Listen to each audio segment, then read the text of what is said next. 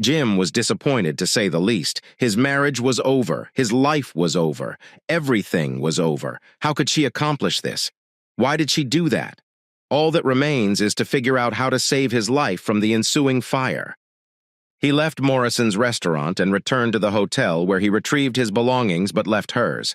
Let's see if she remembers where she left her belongings. You know, clothes and cosmetics. Husband. He then left to check out. I'm heading home. House. Come on. More like a haunted house. And he was the new ghost. And this ghost was going to haunt somewhere else. Jim came up to his house and parked his Ford Explorer in the driveway next to his F-154X4 pickup truck. He entered the house and was stunned by the silence like in a tomb. He started crying. He sat down in the living room and started crying. He constantly thought about his children. This only deepened his despair. He spent the next hour wallowing in self-deprecation. Then his mind broke. He simply broke down. He went to the bar, took a half-empty bottle of Chivas Regal, broke the top, and drank approximately 6 ounces. He trembled slightly and turned around to throw the bottle into the fireplace, breaking the framed wedding photo that hangs above the fireplace. He screamed and quickly regained consciousness. "Enough of this," he said aloud. "I can't take it anymore. Never." He went to his office, turned on the computer, and looked at the clock. 22, 24. Let's see how much pain I can cause her before I leave, because that was his only option. Revenge would be the exact same thing she did to him, his children, and their relatives. He went to their bank, transferred all their savings and numerous accounts for vacations, household costs, clothes, etc., into his checking account. Total $17,638.38. Not exactly Warren Buffett, but they were middle class. He took $2,500, leaving the rest there, and transferred the amount to their savings account. He then closed other accounts except the savings and checking accounts. He then composed letters, one to his mother and one to her parents. After laying out the events of the night and him leaving, then orders to major news outlets and newspapers describing everything that happened, dates, times, names, and places, what he was going to do, and why. Passing off her behavior of him as revenge. He downloaded them and organized everything into folders to deliver as he thought fit. He then composed a letter to Emma and one to Tommy to open on their 18th birthdays. He printed them out and sealed them in envelopes. He didn't want to be the bad guy and hoped that Linda would accept the actual events that led to the out why their father left. He strolled inside the bedroom they formerly shared and pulled out a gym bag, not a suitcase.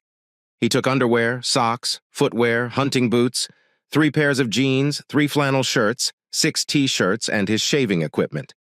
He then grabbed his fleece bomber jacket and parka and threw them onto the bed. He undressed, took a shower, and dressed in clean clothes. He put on his scuffed, steel-soled work boots, laces them, and stands up. He took a deep breath. It's time to leave, he thought. He grabbed his NY baseball cap, Giants in his coat bag, and left his room for the last time.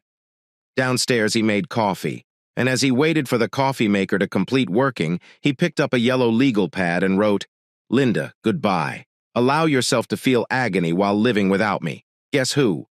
He threw the note onto the kitchen table, then his wedding ring on top. He then entered the office, opened the safe, removed his .357 Colt Python, attached the holster to his belt, inserted the revolver into it, and stole 2 boxes of ammo, his passport, the money he was saving for their vacation, and his marriage certificate. He returned to the kitchen, tore the marriage certificate in 4 parts, took a kitchen knife, and pressed the fragments against the wall before inserting the knife. He went to the refrigerator, grabbed a bottle of ketchup, then returned to the wall and began decorating the license. The knife and the entire wall are colored red. The coffee had finished brewing by this point. He took out a thermal mug, filled it, prepared the coffee the way he wanted it, mixed it, and closed the lid. He placed the jug back on the hot stove and then filled the reservoir with water. Thank heavens they had a cheap coffee machine that didn't switch off automatically. He unlocked the refrigerator and freezer doors, positioned a chair in front of the 2 doors, and unplugged the wire. He then used another knife to cut the rope from the wire. He gathered his belongings and made his way to the garage, satisfied that he had caused her distress. He opened the garage door, He then went inside his gun safe. She never authorized a gun safe in her home. She described it as unpleasant and hazardous. It did not fit in with the decor. He unlocked it and pulled out his Winchester pumper, a Weatherby .36 rifle, and all of his ammunition. He locked the safe first, followed by the sleeping bag, a two-person tent, ground cloth, and fishing supplies. He approached the F-150, unlocked the rear hatch, placed everything inside, fastened two 5-gallon jerry cans inside the bed, and closed it again. His thoughts turned to his poor children and what would happen to them. He groaned and leaned against the truck. Was this the correct decision? Was it the correct decision? He didn't know. No matter what he did, he was a failure. This would haunt him for nearly 4 years. A living hell, a torment that would consume his soul indefinitely. However, he felt that this was all he had. And that is what she gave him. He got into the car, passed the house keys on the garage floor, and didn't bother locking or unlocking anything with all the lights turned on. He pulled onto the street and drove away. He looked at his watch. His watch is a Scour Duval, which Linda and the kids gave to him for Father's Day last year. She showed him an advertisement that read, "For the man who gives everything and expects nothing in return." Nonsense. But the hours were good. At least that's what he believed. He also believed they were expensive. It's hot again. It turns out she purchased them for $79 on sale. This is almost the entirety of his existence. Sorry, it was approximately 1:30 a.m. He went to the office of L.W. Stearns, an old family friend who considered Jim a second son and always said that he thought Jim and Linda were the real deal and they'd be together forever. He parked on the street and fell asleep. Setting the alarm on his cell phone for 8 a.m., the melodious alarm clock rang. 6 hours later, he stretched, yawned, finished the rest of his cool coffee, and picked up his cell phone. He called Elway's number and waited. He knew it was early, but he needed to move on, and he wanted to do so before being caught. If she or anyone else was looking for him, the phone rang. "Hello," said a firm voice on the other end. Even at 8 a.m., the man remained calm and collected. There's no sign of sleep or irritation. Just L.W. rock in times of crisis. Well, that's what he needed now. "L.W., I need your help right now. Can you come to the office? And can you bring a notary with you? I'll explain everything when I see you. Then we can talk. Please." "What are we talking about, son? Everything is fine. Is Linda okay?" "Not on the phone. If you cannot come, you will learn about everything from others by word of mouth. You're welcome. L.W. For my sake, sir." "Okay, son. Give me about an hour. Don't do anything stupid, at least until I get there. Did you hear? Thank you, sir." He ended the call. 50 minutes later, L.W. Stearns pulled up and got out of his Cadillac. He locked the car and saw Jim approaching with a stack of papers. After shaking hands, the two men turned and entered the 5-story building where L.W.'s office was located. A short elevator ride to the top floor and then down the hall to L.W.'s office of one of the leading lawyers in the region and Jim's longtime friend. He was more than a father to him, as Jim's father died when Jim was 3 years old. L.W. offered his shoulder and was next to the boy, his best friend's son. They walked in and headed to his office. He turned on the coffee maker and sat down in his chair, motioning for Jim to sit across from him as he checked his voicemail. Then, "Okay, son, what are we talking about?" he asked. Jim spilled everything from the weekend to the morning call. By the time he finished, he was furious but under control and not crying, angry but not emotional. "Bye." He thought about his children. He shuddered again. L.W. listened, taking notes occasionally but not interrupting. Finally, he sighed and pushed the yellow notebook aside and squeezed his temples, closing his eyes. "I'm too old for this," he thought, opening his eyes and looking sadly at the young man opposite. He paused, then sighed again, feeling the tightness in his chest, and leaned forward. "Son, you were taken by surprise and crushed. I don't know what to tell you what to do, so you tell me. What do you want to do?" Jim stared at the older man. "I want to kill them both slowly and deliberately, but I don't want to go to jail. They're not worth it. Although this would give me great pleasure, it would not help my sense of liberation, so I just want to leave, not a divorce. I want to do what she did to me. I want to leave, abandon her and the children, just as she abandoned her without hesitation. Just leave, girl. You know, like in the movie, that's what I want. He chuckled and felt a little peace for the first time since last night. Last night he forgot that it was just yesterday. It seemed like it was such a long time ago. LW brought him back to reality. What about the children? What about the children? Are they even mine? Should I take care of them when she doesn't? Am I supposed to worry about their well-being when she hasn't even remembered she has children, let alone a husband? All she thought about was herself. Well, I think about myself, too, and myself says to hell with her. Yes, I guess I should have shown compassion, but not now. Now, will you help me? What can I do? If I understand correctly, I can just walk away and forget about her. It's not illegal, right? This is what I want. What she did to me. I left her over $15,000 and didn't take anything else. Even my tools. She has her car. I canceled all utilities and cable TV. I canceled all my insurance. I want my $401k to go toward my kids' education when they turn 21. Let them earn it. Also my pension fund. What is there? Put it all in trust for them. Then I will give you power of attorney over me so that I don't have to deal with her. Never can we do it again. He sighed and sat back in his chair. He stared at the man. He had truly never seen a person as completely destroyed as Jim. This frightened him like nothing else had done before, and he did 2 tours in Vietnam in the early 70s. He watched his wife of 50 years die from cervical cancer. It was worse than all of that combined, and just like the tragedy of his wife's death, there seemed to be nothing he could do about it. Yes, we can do it. She may file for divorce because you left her, but she'll have to find you. Or she may publish in the local newspapers that you abandoned her and the children.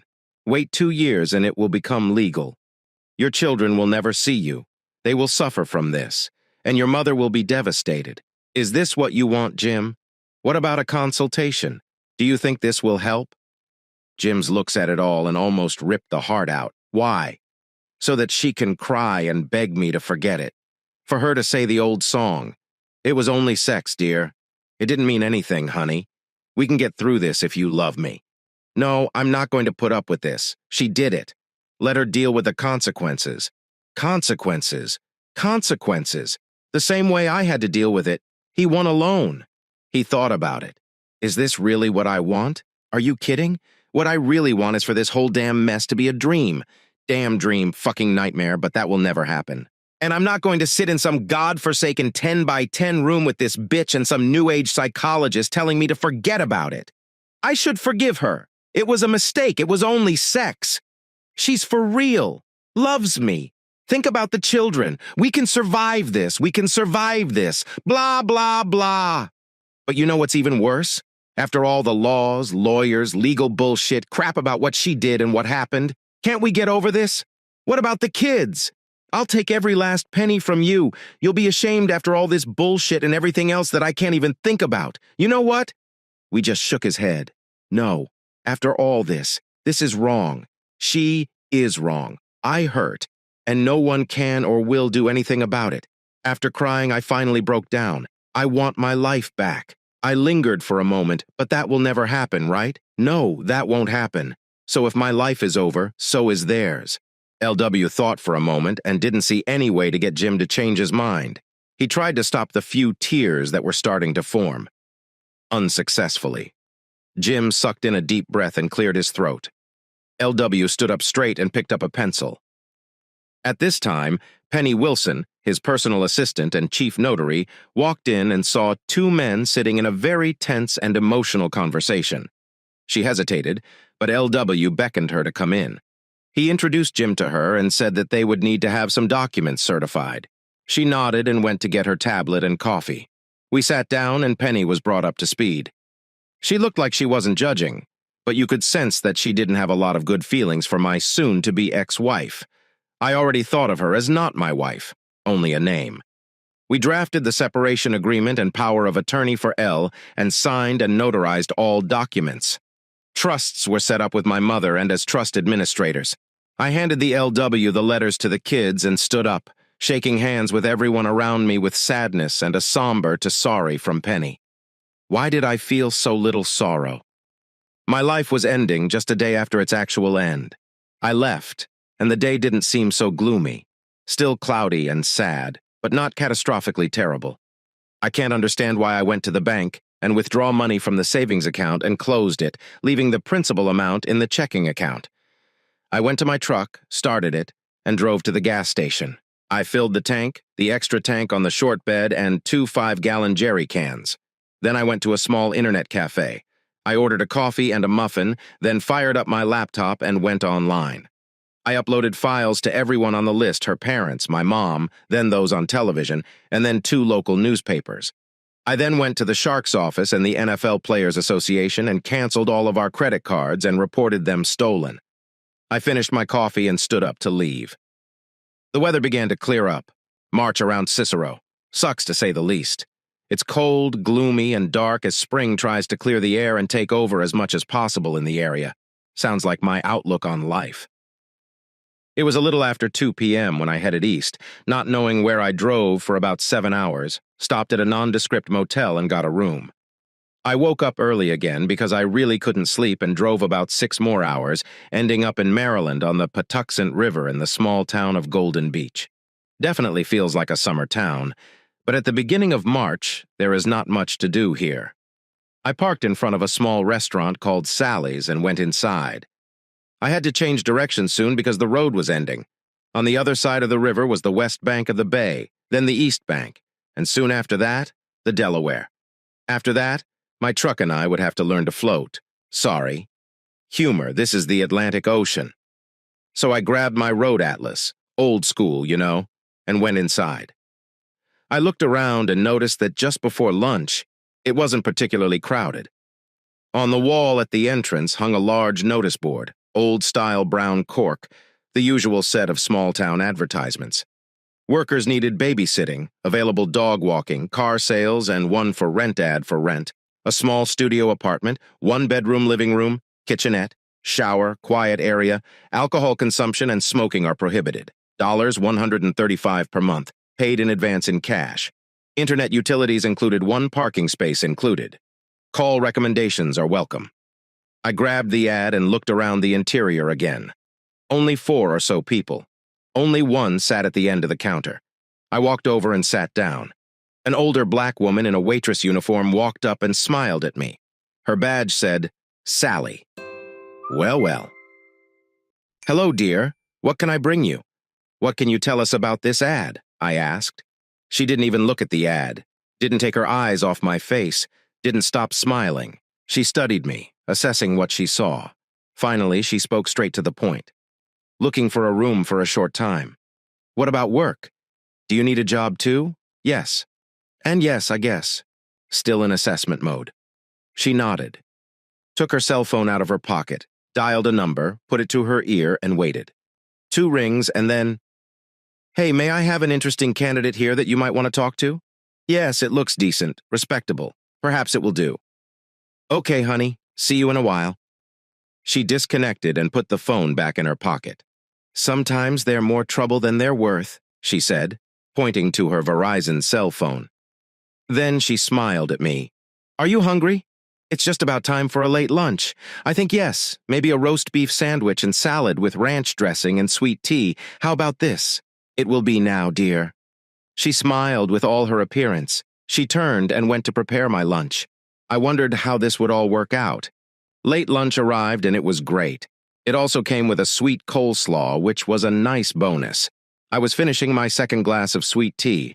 Almost finished my sandwich and salad and was taking my time with the coleslaw when the screen doors swung open and my future life entered. The woman was of Oriental appearance, perhaps 40 to 45 years old, 5 feet, 2-inch tall, thin, and very athletic. The man looked 62, 67 years old, but he didn't look old. He is 63 and about 220 pounds, slim, sculpted with a rugged appearance. He could be a Marine Corps recruiting poster, and he was focused. He was wearing aviator sunglasses, a hideaway Marina t-shirt and jeans, and headed straight for the counter. He walked the woman to a seat to my left, walked around and sat down to my right, took off his glasses, pulled his cap back and stared at me with his deep brown eyes. Please take a seat, I said somewhat sarcastically, moving my gaze between the 2 people. There were now 6 empty seats at the counter, all unoccupied, and there were 12 middle tables, 2 of which were occupied and served by 1 waitress. Sally controlled the rack, so apparently these 2 were my interviewers. I held the man's gaze, but that didn't bother him. Then the woman spoke. "Well, hello, I'm May Lowell. This is my husband, Joshua Lowell. Say hello, Joshua." He muttered and did not take his eyes off. He studied me, analyzed me. His wife continued talking, so I turned my attention to her. She extended her hand to me. I responded in kind. We shook hands, and she continued. "What is your name? Where are you from? And why are you here?" Taking a deep breath, I slowly took out my wallet, took out my driver's license, and introduced myself. I gave them a brief summary of my story without going into significant detail, Mrs. Lowell insisted. "So, are you married?" Somewhat reluctantly. "Yes, ma'am. And you have children?" I hesitated again. "Yes, ma'am. Where are they?" I got excited. "Don't know. Not interested." "Look, I didn't do anything wrong. Nothing illegal. It may be morally reprehensible, but I don't care. You have my driver's license, and I assume you have friends in law enforcement who can check me out. But if that's the case, I'm leaving. I do not need it. I'm a man of my word. Maybe not on her no more, but I survived it. Too much? Actually, may start it again. Listen, Jim, I just want the voice behind me. Sounded like the voice of God. That's enough. My. I turned around and looked at her husband. The face hasn't changed, but the eyes have eyes. He no longer looked through me, he was looking at me. She stopped talking, looking at me as I saw something click in her head. Then Joshua started, and I turned to pay attention to him. Rent is $150 per month. Cash monthly for the next month. This is clean. The last available apartment on our territory. The rent has gone up because spring is coming and it will be in demand. I am also a man of my word and a man of honor. If I say it's $150 a month, that's what it is. From now on, until we part ways, if you're interested, follow us to the house. Look around and we'll shake hands. Now it's my turn. My eyebrows shot up. Shall we shake hands? I spat it out. Like I said, a man of his word, he said. I thought for a moment, then nodded my head. Okay, let's go. I waved for the bill, and Sally placed a piece of paper on the counter. I was a little taken aback. $5.12, you know tax? She smiled. All I asked, her smile turned into a wide grimace. Yes. Oh. I looked at her, took out my wallet again, and threw a $10 and a $1 bill on the counter. $11. She smiled across the street. Big tip. Thank you. She nodded to the locals and picked up the money. We left, and Joshua nodded in greeting to 2 sheriff's deputies who had stopped by for coffee and headed to his truck. Joshua nodded toward a bright black 4-door Rubicon Sahara with big tires and a winch. "Follow us," he said, walking around the car to the driver's door, helping me climb onto the running board and into the car. He closed the door, but not before saying something to his wife, smiling and kissing her. It's the first time I've seen him smile. I thought his expression turned grim again as he walked around to the driver's door, all the while looking at me. He climbed inside, started the car, and drove away. I hurriedly started the truck, backed out, and followed them. This was not difficult, since the rear window of the Jeep had a large decal with the symbols of the Marine Corps and American flag on the left, and a Vietnamese flag on the right from the 1970 circus. There was glory behind the driver, another behind the passenger, nothing else. He drove for about 12 minutes, turned towards the river, and turned right into a secluded driveway leading to an enclave of 10 bungalows on stilts, 5 on each side of a 2-lane paved road that ended at the marina parking lot. Marina Hideaway, about 3 dozen berths, a long concrete pier with 4 gas stations with a floating extension, a long 1-story building with a veranda overlooking the river, and to the right of them are barns and a descent with access to water. They drove to the last cottage on the right, a blue house with white shutters standing on stilts. It stood behind the last of the barns and a little closer to the river. They stopped, and I parked in the designated spot. I walked out and approached an elderly couple who were watching me approach. I, however, was focused on the cottage, 8 feet off the ground. A staircase led to a small veranda. There was also a ramp that ran along the back side, going up about 4 feet and then turning back to go up to the veranda. The locals went up the stairs and onto the veranda, and I walked up the ramp. Well constructed, anchored in concrete with anti-slip coverings on the deck. I went up and met them at the top. They opened the door and invited me inside. Inside, there was a small hallway opening onto the kitchen on one side, and a small bathroom with shower opposite in the hallway. It ended with a bedroom on the left, overlooking the river and buildings, and the living room on the right, overlooking distant hills and low forest. All the exterior windows were of the shutter type, opening onto a veranda that ran around the building. There were ceiling fans in the bedroom and living room, and a small freestanding wood-burning fireplace in the living room. There were no other heating or cooling devices.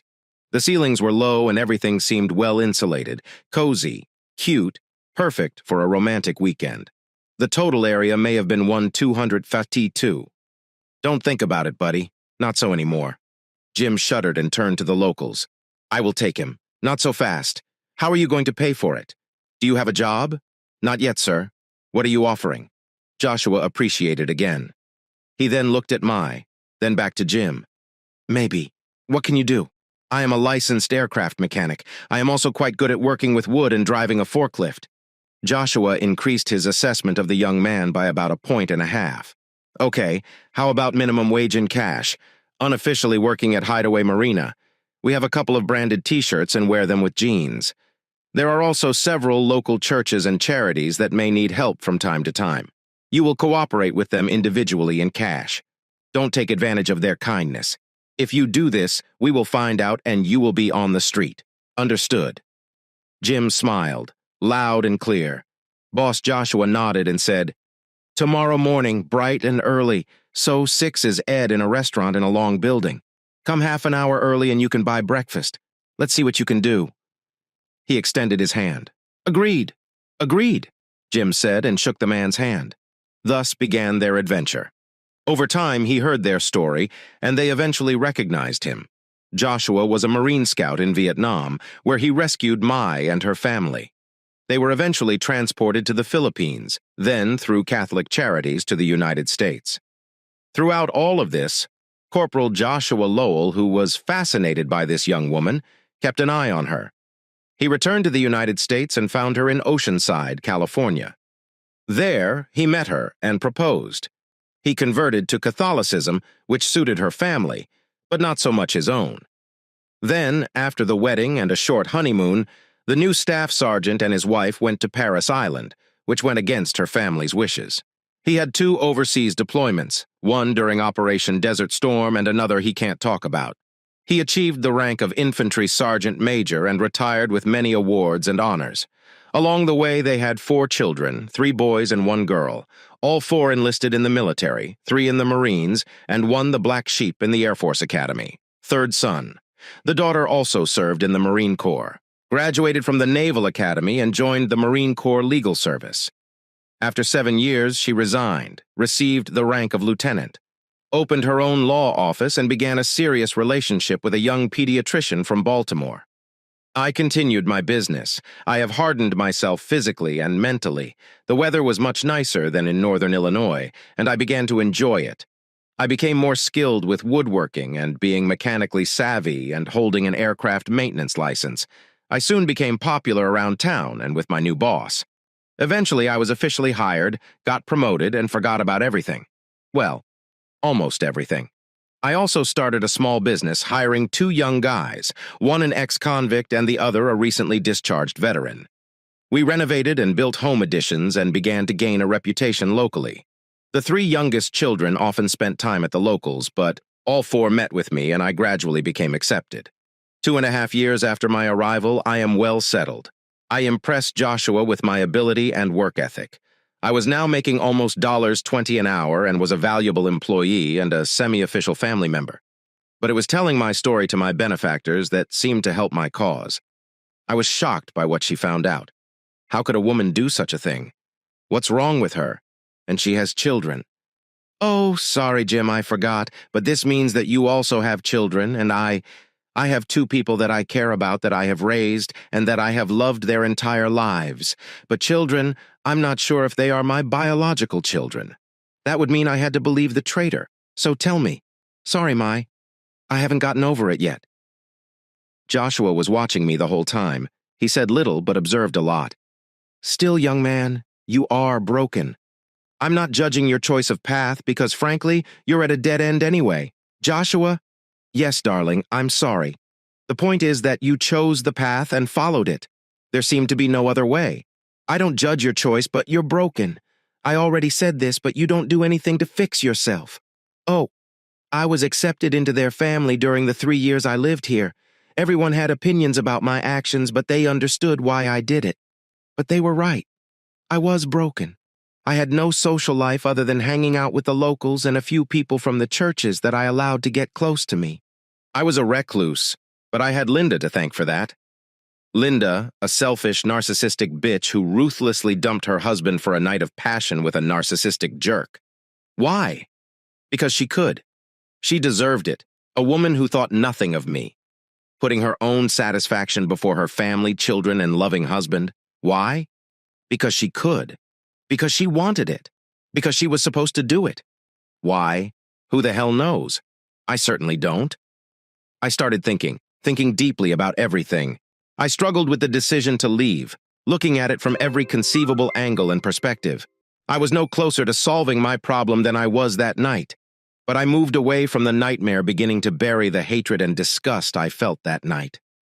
I like to think that I am healing, and here I am, 3 years later, in a prison of my own making, held here by a damn traitor who kept me here by her actions and my inaction. I almost forgot about worrying that someone would find me. I would almost welcome it, I think. But all that is about to change, because I'm a good guy. I was in town on Sunday morning just after church, leaving a small grocery store. I never had to carry a python anymore because I never cared about getting a carry permit. But the weapon, along with 2 long guns, was registered in Maryland. I bought a standard police ASP folding baton-shaped rod. I wore it when I was outside for safety and protection. Anyway, I was walking towards the truck and came across 2 guys who seemed to be trying to take the keys, purse, and any other valuables from a young lady who was trying to get into her late-model Toyota Supra. She screamed and struggled, but due to the location and time of day, this did not attract attention. Jim intervened, sticking his nose into other people's business. I placed 2 bags of groceries on the hood of my truck, rushed across the parking lot to the scene of the attack, pulled out the ASP, and opened it. Approaching them, I shouted, attracting their attention. They turned around, and that's when I saw the gun. But I was already caught up in the action. I struck the outlaw's wrist with the whip as he raised his weapon and heard a sickening crack as the bones in his wrist broke. I continued, threw him into the other bad guy, and pinned him to the hood of the Supra while his wounded comrade landed on top. The subsequent pop of exhaled air left them both breathless, but the screams of the first one, coupled with the groans of the second one over broken ribs as they slid to the ground, were more than enough compensation for me holding my breath. As the adrenaline wore off, I turned to come face to face with the tiny woman. She was short about 5'3", but slim, sweet, but not stunningly beautiful like Linda. Small breasts, but beautiful, slender legs, and an excellent figure. Long brown hair tied in a ponytail. Librarian-style glasses with black frames. But the key point was that she was screaming at the back window of the car, trying to open the door. I dialed the number on my mobile phone and received an answer. "Hey, Jim, what happened?" "Michael Lowell, number 2, son of the Lowell's Mike. I have a situation here at the grocery store. Possible robbery, assault, attempted robbery." And at that moment I realized that there was a child in the back seat of the car. "Kidnapping, don't go, we're on our way." He ended the call, and I turned around to make sure the villains remained where they were. I picked up the gun, told them to turn their stomachs on the ground and lie still like on TV, and walked away to the young woman. She was still trying to open the back door, so I carefully moved her aside and opened the door. It was easy. She seemed to be a little panicked. She reached into the car and pulled out a small girl, perhaps 4 or 5 years old. "Are you okay?" I asked. She cried, but gradually came to her senses. She slowly wiped away her tears, sobbed, and looked at me. She smiled and said, "Thank you. Thanks a lot. They wanted to take my car and my child. That won't happen," I said with a smile. She smiled even wider, sobbed again, and asked, "Are you a policeman?" For some reason, I found my long-lost sense of humor. I smiled. In fact, I laughed for the first time in a long time. No, I said, but I play a cop on TV, opening my face in a cheerful smile. She, on the other hand, looked at me as if she would rather take her chances with the villains. It was at that moment that cars with flashing lights and sirens arrived, and Mike and his partner arrived. They jumped out of the car, weapons in their hands. I raised my hands, holding the gun by the barrel. Mike took the weapon and put it in evidence. What happened, Jim? I gave him a quick rundown, then sheepishly apologized to the young woman and Mike for my lame joke. Then my world turned upside down again. I introduced myself. Sorry for my frivolous comment. I tried to be nice. My name is Jim Carlisle. I hope I haven't offended or scared you. Are you and the baby okay? She looked at me, trying to decide if I was being honest. There were 4 police officers and an ambulance had just arrived. The 2 suspects were handcuffed and receiving medical attention, while a paramedic cared for her and the little girl.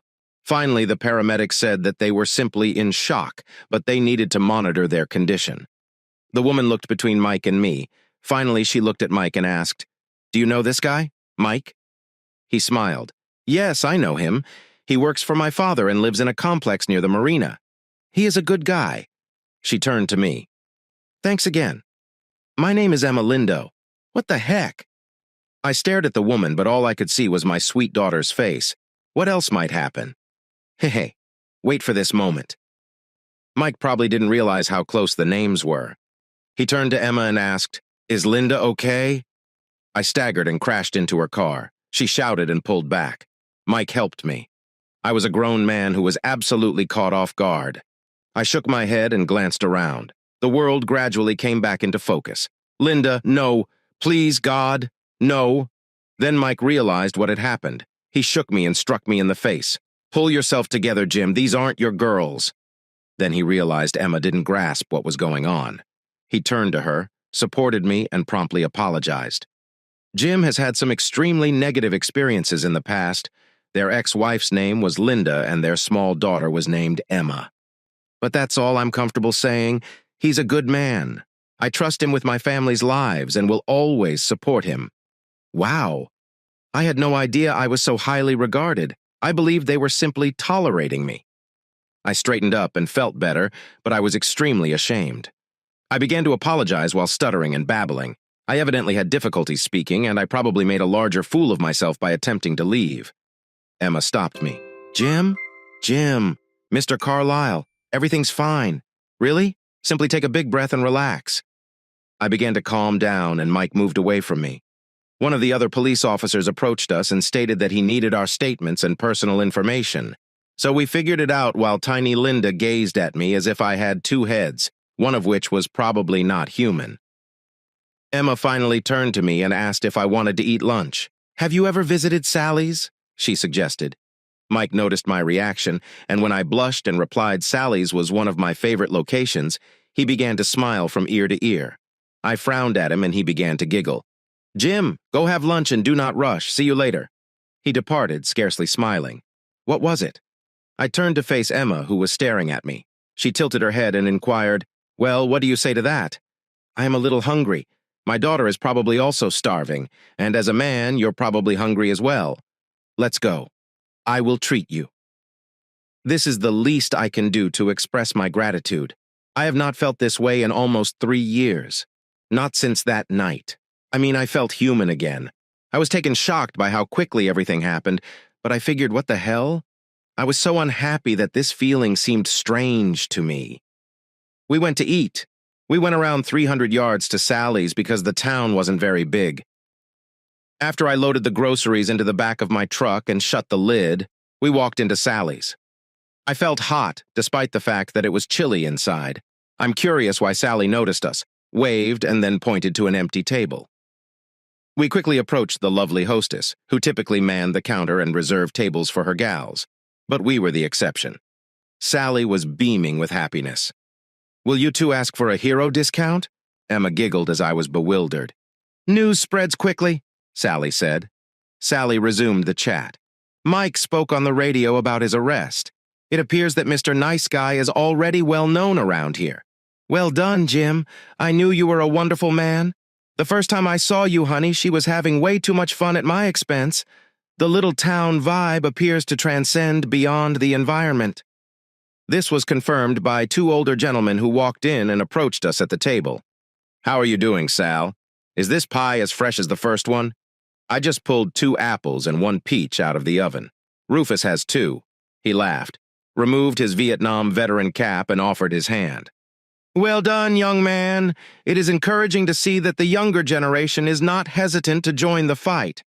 I'd heard he had a gun." When I shook his hand, I was taken aback by how warm it felt.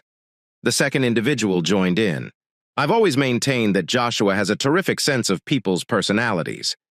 He replaced Rufus's hand and also shook mine. They nodded at my companions, smiled briefly, and walked towards the counter. Sally was overjoyed by the attention and couldn't stop smiling. "Well, it appears that you two will be the main subject in town for the foreseeable future, which means that my institution will be home to our latest hero." Emma also laughed. "Can we get food, Sally, before his head becomes overly bloated?" I felt quite humiliated and apologized to Sally and Emma. Sally recommended grilled chicken, fries, and spinach with a side salad. It was a Tuesday lunch special, despite the fact that it was after 2:30 p.m., but she was the chef and we could have whatever we wanted. I nodded and Emma said it suited her. "Linda receives mac and cheese and nuggets, please." It was the first time I saw the child grin, but she quickly returned to a neutral face, focused at me. This did not appear to worry Emma. Sally departed to order and Emma returned to question me. Angelina, my sister Camille, my ex-wife, and I. You recall that my right was discreetly attempting to arrange for us to meet. They thought it would help my rehabilitation. Emma deserves credit for caring just for her child and refusing to pursue a romantic relationship. Fate interfered, so here we are. So Mr. becomes hero. She grinned. "I know a little about you and you know nearly nothing about me. So let us begin with me. I'm 29 years old. I've been divorced for 3 years, but it was more of a formality because my abusive husband was incarcerated. He died last year. I was one of my sister's first cases once she started her private practice. She spoke quietly when she addressed her ex-husband. I guess because her daughter was sitting nearby. I'm an accountant with an estate planning license and investing certification. I own a corporation. Actually, it's only my best friend and me. And the notary secretary. We're doing well. We'd been working together for over 3 years, so I was astonished when these 2 criminals attempted to rob us, kidnap us, steal a car, or whatever they were up to. Around this moment, she became emotional and began to cry. I suppose the adrenaline had worn off, and she was beginning to grasp what had almost happened. I stood up and walked around her chair, then crouched down to hug her. That was nice. She screamed and sobbed, and little Linda started crying too. So I reached out and drew her into my arms too. We knelt for a minute and a surge of emotions washed over me. For the first time in almost 3 years, I felt normal, fine, and complete again. It worried me since I never imagined I'd feel like that again. I glanced at the lovely woman in my arms and the little minx sobbing in our embrace. I did not want it to end. At that moment, I glanced into Sally's eyes and saw a very concerned black woman with a serious expression on her face. For the first time in 3 years, I didn't see her smiling. She placed the iced tea and apple juice on the table as I began to mutter an explanation, but Emma cut me off with a muffled sob about how it was an emotional outburst due to the events of the day. Sally relented as I rose up and returned to my seat, but I placed him closer to the 2 ladies sitting next to me. Her smile came back, and as she walked away, she winked at me. I fixed my shirt, reached for my iced tea, took a long sip, and then looked up at Emma. "Okay, this is my turn. First, I apologized for my unexpected attack during the meeting. I explained that when she introduced herself and named her daughter, I was surprised to see that their names were the same as my wife's and daughter's. Only in reverse order. It took me by surprise, and I wasn't expecting it. Sorry again, I said. I began to explain my pretty sad and emotional experience, avoiding the more graphic details while clearly stating what had transpired. I didn't hide anything, but I also didn't focus on the painful aspects. She knew Linda was cheating on me, dumped me, and neglected me in the worst way possible. I told her I was not proud of what I had done, but I saw no other way out of the mess. Could I have done things differently? Certainly. I've considered this hundreds of times over the last 3 years. Will anything change? For who? I gave her everything she had given me. I told her everything. It seemed as if the fog in my thoughts was lifting. The load appeared to be lifted, if you will. I realize it sounds corny, but that's precisely how it felt. How they write about it. This woman was a perfectly neutral party with no vested interest in this fight. At least that is what I believed. But as I informed Emma about my heartbreak, her eyes widened and then stiffened. She listened closely, and her mind worked. I later understood she did this in both her business and personal lives.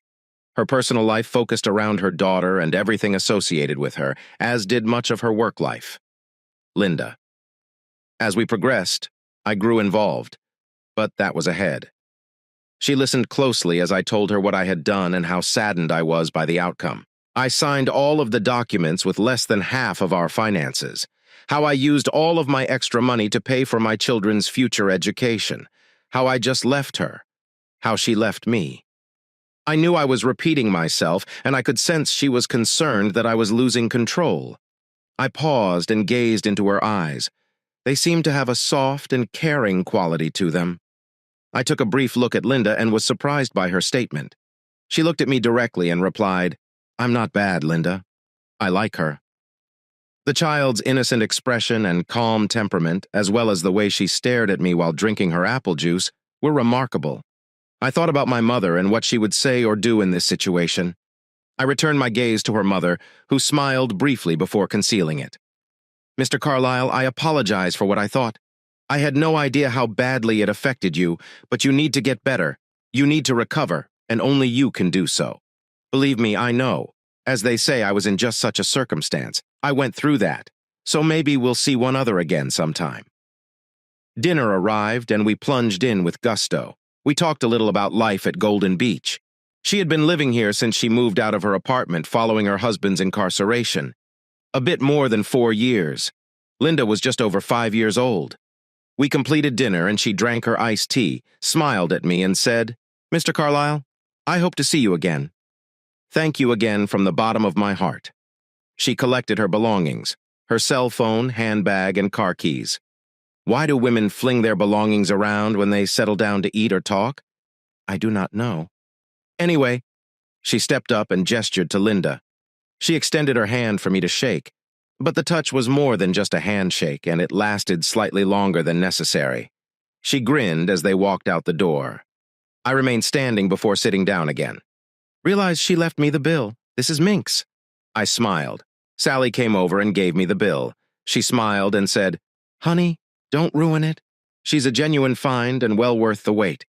I paid and left feeling satisfied. I'm not sure what happened, but I felt better than I had in a long time. But I had a strong feeling I was satisfied. The weeks turned into months, and I ran into Emma several times, even inviting her and Linda out for ice cream on a few occasions. I was becoming human. The next morning, I went to the Marina restaurant for breakfast as usual, and then we launched 2 small boats and serviced them for their owners, who were scheduled to arrive on Friday evening. The week progressed, and on Thursday I learned that there would be a barbecue at Lowell's house on Friday. My presence was welcomed. It looks like I'll be having a barbecue on Friday. It's good that it's not Lent, so I decided to take a nap on Saturday after drinking so much on Friday. Sounds good, doesn't it?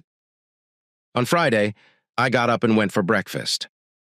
I was completely unaware of everything that was going on around me, but the situation progressed and my decision was made without my knowledge. When the boat owners arrived to claim their vessels, I took the opportunity to show them what we had done. Describe what to look for, our hours of operation, particularly at the fuel station and elsewhere. These were weekend regulars, not locals. I had 4 p.m. after getting everything in order and working on a few mechanical projects. Came and I left work. I was now working full-time. Cleaned myself up and went home to change a clean t-shirt and clean jeans. After all, it was a barbecue, and I felt almost like family, so I was off. I arrived at the Lowell home, a spacious log home-style ranch of about 5,052 feet. The house had a wraparound deck, a patio in the back, and a jacuzzi next to the pool. The fire pit and barbecue were already smoking, and there were quite a few people there already. Mike greeted me, and after a quick hug and kiss on the cheek, She threw me into the commotion. A typical family gathering. Children and spouses mingled, but almost immediately I was singled out by May Angelina, their daughter, their youngest child. She was a very prominent attorney in the area and served in the Marine Corps. She was very close to the young doctor, and everyone hoped that this was serious. Let's see. But here she is, alone and focused on me. Jim, how are you doing? I've only met you 2 or 3 times in the last 3 years, but what I saw made a very good impression. And what I learned is also good. A little sad and disturbing, but nothing that would change my mind. And a certain person is very seriously interested in you. Can we talk? Okay. I have nothing. I had just been taken aback by a young woman whom I knew casually, but I had always only had good impressions of her. And what were these other things she was talking about? What did she learn? When? How? Why? And a certain person? Who? And what does she mean? Can we talk? Yes, of course, and we will do it. Yes, please, right away. If you don't mind, I have more questions than answers. Can we? I asked. She smiled and took my hand. We were joined by Mike and his wife, Camille. They smiled, probably seeing my obvious embarrassment and anxiety. They led me to a small table under a huge, shady tree. We sat down, and I received hugs and handshake, as well as a bottle of Budweiser for Mike and I, and white wine for the ladies. Why do women always choose wine? Mike smiled at me. Budweiser. I think you'll need this, but not too much. Okay. I took a long sip. And May, Angelina began. Okay, let me lay it out as it is. I was assigned a mission about 1.5 years ago. Well, she's a Marine. I was pretty sure I knew who was behind this. I turned around looking for Joshua. There he was, talking to several people, Emma, and throwing a sideways, neutral glance in my direction, cold without recognition, and returned to the conversation again. Yes, I knew. Listen carefully, soldier. So she really enjoyed it. Well, she's a Marine. As I said, I was tasked with finding out your situation. I have been in touch on your behalf with your lawyer, LVY, for instance. Don't worry. No one knows where you are or what's wrong with you. But suffice it to say that we now know much more about things than before. Leave, Woody. He didn't reveal anything you hadn't already told us, and he confirmed everything you told us. Then he asked what was on my mind. He never asked where you were, how you were, if you were thinking about coming back or anything like that. So I asked him what the situation was back in Cicero, Illinois. That's what I found out. I'm the only one who knows about this. Even my parents don't know yet. Just then, Robert, her young friend, came up and looked at her with a smile. He kissed the top of her head. Everything is fine, dear. Yes, but I'm just starting my report. Come back in a while, dear. Please, she said, smiling back. He smiled back and cheerfully said, Okay, let me know, and left to join the little party. May. Angelina looked after him and shook her head. I really want to let him in on all of this, but he's not family yet, perhaps soon. She shook her head again and turned to me. So, like I said, I'm the only one who knows all this. I'll tell you anything here if you don't mind, since we're all family here, and whether you like it or not, you do too. So, are you ready? My insides were struggling to come out, and I was having a hard time taking a deep breath. Mike stood up and told me to drink while he finished his beer and went to get another. He returned with 2 Budweisers and a bottle of iced tea. I think you've had enough alcohol, but you need to stay hydrated for that, and I haven't even heard the story yet. He grinned and sat down. I turned to Angie, as she was known in the family. I need to know. I mean, how horrible can it be? I'm not in prison yet, so let's find out. She continued to smile. That smile. Yes, she thoroughly appreciated it. It appears that after she returned home, she had a plan to have you have a hysterical fit so that you might get her back. She wasn't herself. She then entered the house. She worried and got confused. She believed you committed suicide or were killed. She called 911 and gave a fairly cohesive explanation of what had transpired and what she discovered. She kept shouting, "Oh, the fragrance." They were told that an outfit was on its way to get her out of the house and keep in touch, but she had already hung up and called her family. The cops arrived, spoke with her, and asked for backup. She kept screaming about the blood and the smell. She was placed in a police car, and when the second car and shift sergeant came, one officer remained with her to await the ambulance, while 3 other cops went inside. They returned outside about 20 minutes later, removing their latex garments while one of them closed the door and covered it with police tape. The sergeant and another cop approached her and exchanged one word. A reputable source informed me that there was a discussion and irritation on their faces. She was overjoyed and couldn't stop herself. She laughed and straightened up. Jim smiled, knowing what was going to happen next. Ketchup. The police were perplexed and slightly annoyed. They wanted to know what was going on at this moment. Her parents came and the circus began to heat up. Your emails and letters have already gone viral and they've been swamped with calls from friends, family, and co-workers. You've made such a dreadful farce that she couldn't fix it even if she tried. That's when the news cars arrived. Angie smiled when she looked at me. Well done, Jim. Mike and Camille glanced at me as if they were meeting for the first time. Camilla's mouth was open and Mike could only squeeze out, "Wow." Angie cleared her throat and proceeded. So, after reading her the act about fraudulent police reports and wasting their time, the cops left. News services are not easily forgotten. Mom and Dad took her into the house and promptly opened all of the windows to ventilate the space. They then chastised her for the mess that someone had created. They ultimately pulled the full tail out of her. Needless to say, her mother was stunned, and her father was furious with both of you. With her for her reckless behavior and at you for fleeing, social media buzz, press attention, and conversations among friends and family. But this was only the beginning. LV received a call and, as planned, had no idea where you were. Things got progressively worse. Her father soon lost patience with her, and when they couldn't find you, he told her to seek divorce. She was devastated. She postponed this for months as she spent the funds. You left her. The divorce took nearly 2 years to become official. That's correct. You have been free for nearly 6 months. She was drowning in debt and had to sell the house to avoid mortgage bankruptcy. She lost her work for a variety of reasons and started drinking and dating dubious characters. Your father and mother-in-law went to court and were granted custody of the children. Your mother sees them on a fairly regular basis. Linda, not too often. She was admitted to a rehabilitation clinic last week. She is in awful shape. Your father-in-law and mother-in-law are already fatigued from caring for the children and supporting their promiscuous daughter. The fact that she's in rehab is beneficial to them, but they're still stretched tight. Your mother-in-law's health is worsening, while your father-in-law's blood pressure is increasing.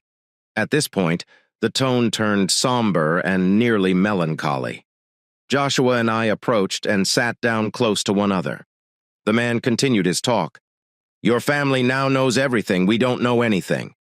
Now it is up to you, son, to select what you wish to share with us.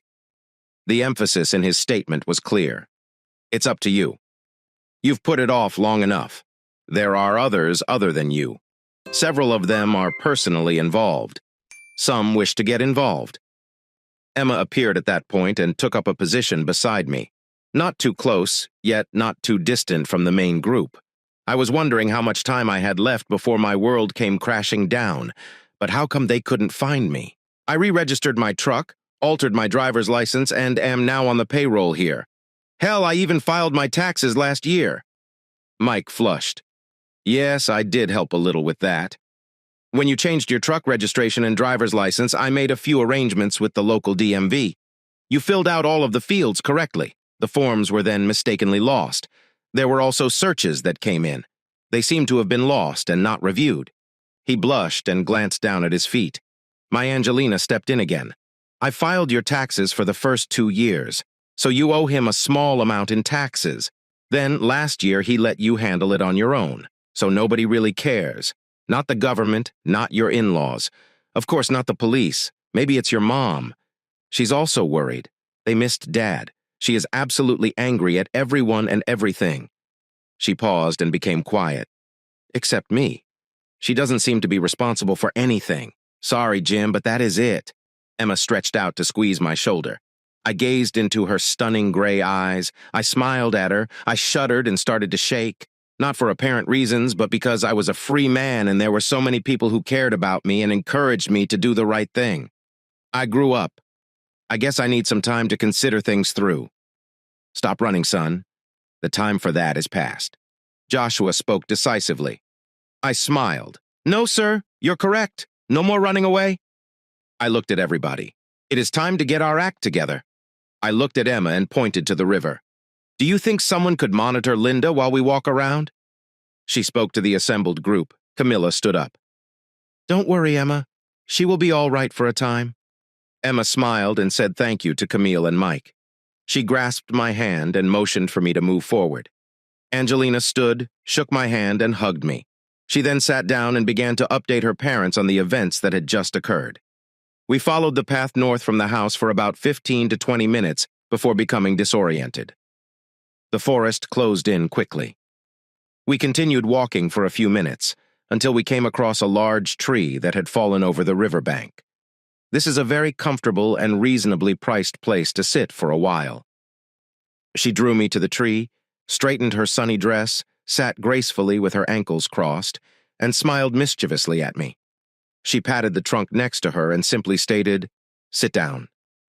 It seemed like a great idea, so I sat down and examined the ground, my hands, the surrounding trees, and the water, anything except the lovely woman sitting next to me. She closed her eyes, smiled, and took deep breaths. The smile drove me crazy. It was as if she knew exactly what she was going to say, do, and how everything would turn out. I discovered that this woman is far more insightful and focused than she appears. I was simply present, needed, but only because she desired it. It's not so bad when you think about it, but I have to fix everything. Finally, after collecting my thoughts, I turned to her. She was still smiling, her eyes closed as if meditating, and waiting for me to start. I spoke with her, hoping to gain some insight. Emma, I think you should know everything about me. I need to tell you my entire story. Okay, speak up. I am listening. She opened her eyes and turned to look at me. I sighed and took a deep breath. I told her everything. How my life was ruined by a heartless bitch, a decision I made right or wrong for the last 3+ years of my life. I couldn't even look at myself in the mirror without crying. How I didn't know what to do.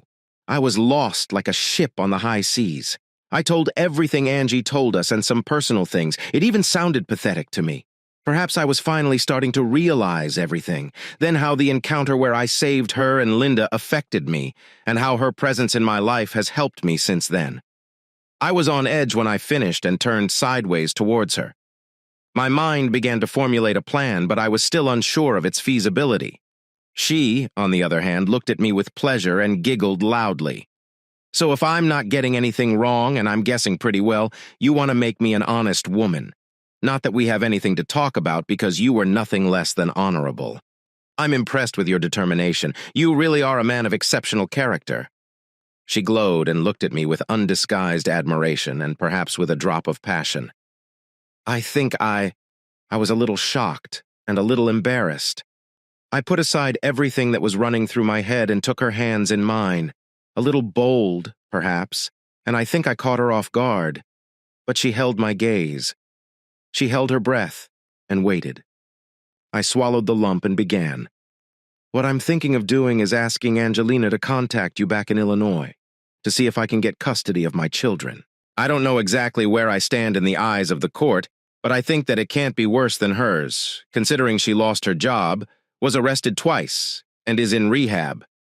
Then I want to move them here to where my life is now with my mom, and she still has a few years left, after everything she's been through. I think I owe her, but first, I need to build a house big enough for my entire family to live in. I held her gaze until she realized it was up to her. She blinked and gasped. I think for the first time I was one step ahead of her. Yes, it didn't last long. So let me get this straight. Do you have feelings for me? I guess so. Yeah, I think so. And you think that we, Linda and I, my Linda, can be part of your family. Now it's my turn to smile. You've got me. I'm pretty sure I love you, or at least I really like you. And I'm also pretty sure it could turn into love, if we let it happen. With these words, I leaned over and kissed her. It wasn't a sexy or dirty kiss, just a kiss, but she didn't see it that way. She turned it into a proposal right there. No excuses. I am yours and you are mine. Period. Well, she took control again. I know a very respected architect who, for a very nominal fee because his wife and I are close personal friends, will draw up the plans and file the permits. Once you decide where you want to build. In the meantime, We'll have Angelina contact LB to resolve the issue of children and obtain custody. You may also have some unresolved legal expenses, but we will discuss this later. So, what do you say?" She was now smiling like a Cheshire cat. "What do you say to that?" I rushed towards her and she screamed with joy as we slid into the leaves behind the log. Laughter and giggles turned into smiles, hugs, and kisses. 45 minutes later, we returned to the party, still brushing off leaves and grass. Lots of smiles and giggles were wasted. We learned that Joshua and Mia now know about everything that has happened in my life. We told them everything we came up with and planned to do, and Joshua and Mia supported it. Angie was officially hired by my local lawyer at a family discount, of course, and was supposed to contact you on Monday to begin the process. I sat and talked with Joshua about buying a lot to build a house on, with a little addition for my mom connected by a covered walkway at 6 feet in height with its own ladder and ramp. The house itself would be 2,500 feet too, and have 5 bedrooms. I planned for the future. I also made an offer to Joshua and Mia to rent out the place I was living in to Linda's parents. It was the least I could do if they wanted to live here with their grandchildren. I've always loved them, but I wasn't sure how they felt about me now or when I took their grandchildren. Let's see what happens. Emma and I sat down with the architect and I told him what we wanted. Yes, they helped me. He suggested some ideas, showed a few on his laptop, and gave me an estimate. I was very appreciative of the price. It was much better than I thought. On Monday, I applied to the bank for a construction loan. Angie contacted one of his associates to discuss what I had outlined. He believed that I would have to return to handle the case. Since I started working at the marina, I have not taken any vacations or days off, so I had almost 4 weeks of vacation that I could use. Joshua indicated that when I wanted to go get things done, I could use as much as I needed. My work will be waiting for me when I return. Family was all he said. Meanwhile, Angie came up with a fresh spin on my appeal case, and she and Elvie, we actively discussed it over Skype and email. Emma and I resumed our communication, but because of the same one, I wanted to make sure, really sure. Young Linda, on the other hand, escalated her attempts to win me over. Her attitude improved drastically. She loved being with me and started clutching my hand everywhere we went. She smiled almost continuously and laughed considerably more often when I was present. She also insisted on goodnight kisses and embraces. Her mother and I were happy, and we also began to kiss and hug more often, although not yet deeply. I still felt overwhelmed, but Emma was patient and did her best. Linda then helped speed things up. "When are you going to propose to my mother? Because I'm getting older and I truly need a father, and you are a good fit for the role, don't you think? The child is only 5 years old. My court case was not as horrible as I had anticipated. I honestly did not do anything criminal, perhaps reprehensible, but nothing about which the state could complain. Okay, not too much." Her parents were supportive of my objectives. To sweeten the deal, I told them about the opportunity to move in with us. Well, LVI and Angie informed them. They told them I didn't think they'd want to talk to me. Linda wrecked everything for them, as they were devastated and couldn't wait to talk to me and apologize. As previously said, everything was going forward 3 years. My side fared admirably. I began a little business performing minor jobs and home upgrades, and now I oversee 2 3-person teams after work and on weekends, and I felt a lot better, and my home became a source of pride. It was like constructing a barn. The piles were driven in less than a weekend, and the flooring, ramp, and stairs were built weeks later. The rest went swiftly, and within 2 months, the structure with its tin roof was completed. I moved in, and Emma, Linda May, Angelina, and Camilla began decorating with a lot of help from Sally. I received notification of a court date in family court. Linda emerged from rehab and battled with everything. Elvie started the process of selling the house before it went up for auction. So I packed my truck, kissed my best girl farewell, hugged the rest of my favorite women, and drove to Cicero. Angie stated that she would be flying out there shortly to attend the trial. It seemed strange to return home after almost 4 years away. My neighborhood did not change much, but my house appeared a little melancholy. The grass appeared to have not been cut in quite some time, and the walks were in desperate need of cleaning up. One garage door was dented, the other painted, and at least one of the first-floor windows was smashed and covered in plywood. But I drove by carefully on my route to my mother's apartment. It was more interesting for me to see her and apologize for causing any concern. There was no reason to worry. Mom greeted me at the door as I took my bag across the threshold. She embraced me and kissed my cheeks, neck, arms, and every exposed skin she could find. So I suppose I was mostly forgiven, but her profuse tears made me feel horrible, so I apologized regardless. Her grin made everything better, and she drew me in. I took my belongings to the guest room, then returned with coffee. She suggested that love would arrive in a while and we could converse. Now she only wanted to look at me and hug me. 2 hours later, LVI arrived with Penny Wilson. They walked into LV, hugged my mother, and introduced me to Penny. Then we got down to business. It was Wednesday. Angie was scheduled to arrive on Friday, and the trial would begin the following Monday. LV described what he thought our chances were, saying that the judge we had was severe but fair, did not accept betrayal or infidelity, and had a negative view toward fathers who ran away from their families. Good luck in roulette. He informed me a little about Linda's lawyer and what their legal strategy would probably be. No ability to pick up children and no child support. There is no petition for spousal support. He needed to discuss our approach with Angie, but he was certain that we were in a good position. They didn't seem to be telling me anything, but I couldn't figure out what it was. Friday arrived, and I headed to O'Hare Airport, approximately a 40-minute drive away, to see this young lady whom I had come to consider a little sister. I was greeted with an outstretched left hand and a stunning smile. I looked at her seriously and replied, "You said yes." She struck me and laughed. I grinned, thinking about everything I had missed over the last 4 years of my voyage. Angelina updated me last week, telling me that Robert Taylor had been entirely supportive of everything in my case. He expressed deep sympathy for me. I truly liked him. We arrived at my mother's house, and I led her inside and presented her to my mother. She was accepted, possibly even better than I was. Imagine. The following day, we saw Elvis at this office and went up to the 5th story to a spacious conference room. We met with LVI and Penny, and after some coffee, they got down to business. They laid down everything we mentioned, plus some. Angelina updated everyone on some of her study findings. Everyone was determined, most likely for my benefit, but I had a feeling I wasn't getting the whole picture. However, they assured me that this was not the case and everything was okay. Maybe I simply felt nervous. Angelina summed it up by stating I was in decent form. Monday was meant to mark the beginning of the end, and everything was going to go smoothly. I felt tricked, but I couldn't figure out why. I smiled and replied, "Thank you." They were correct. It was not in my hands, but rather theirs. My life was finally going to improve, I hoped. I prayed softly and promised myself I'd go to church tomorrow. We finished and went home. Mom made dinner, but I can't tell you what we ate. After a brief dinner, I excused myself, showered, and retired to bed. 9:00 p.m.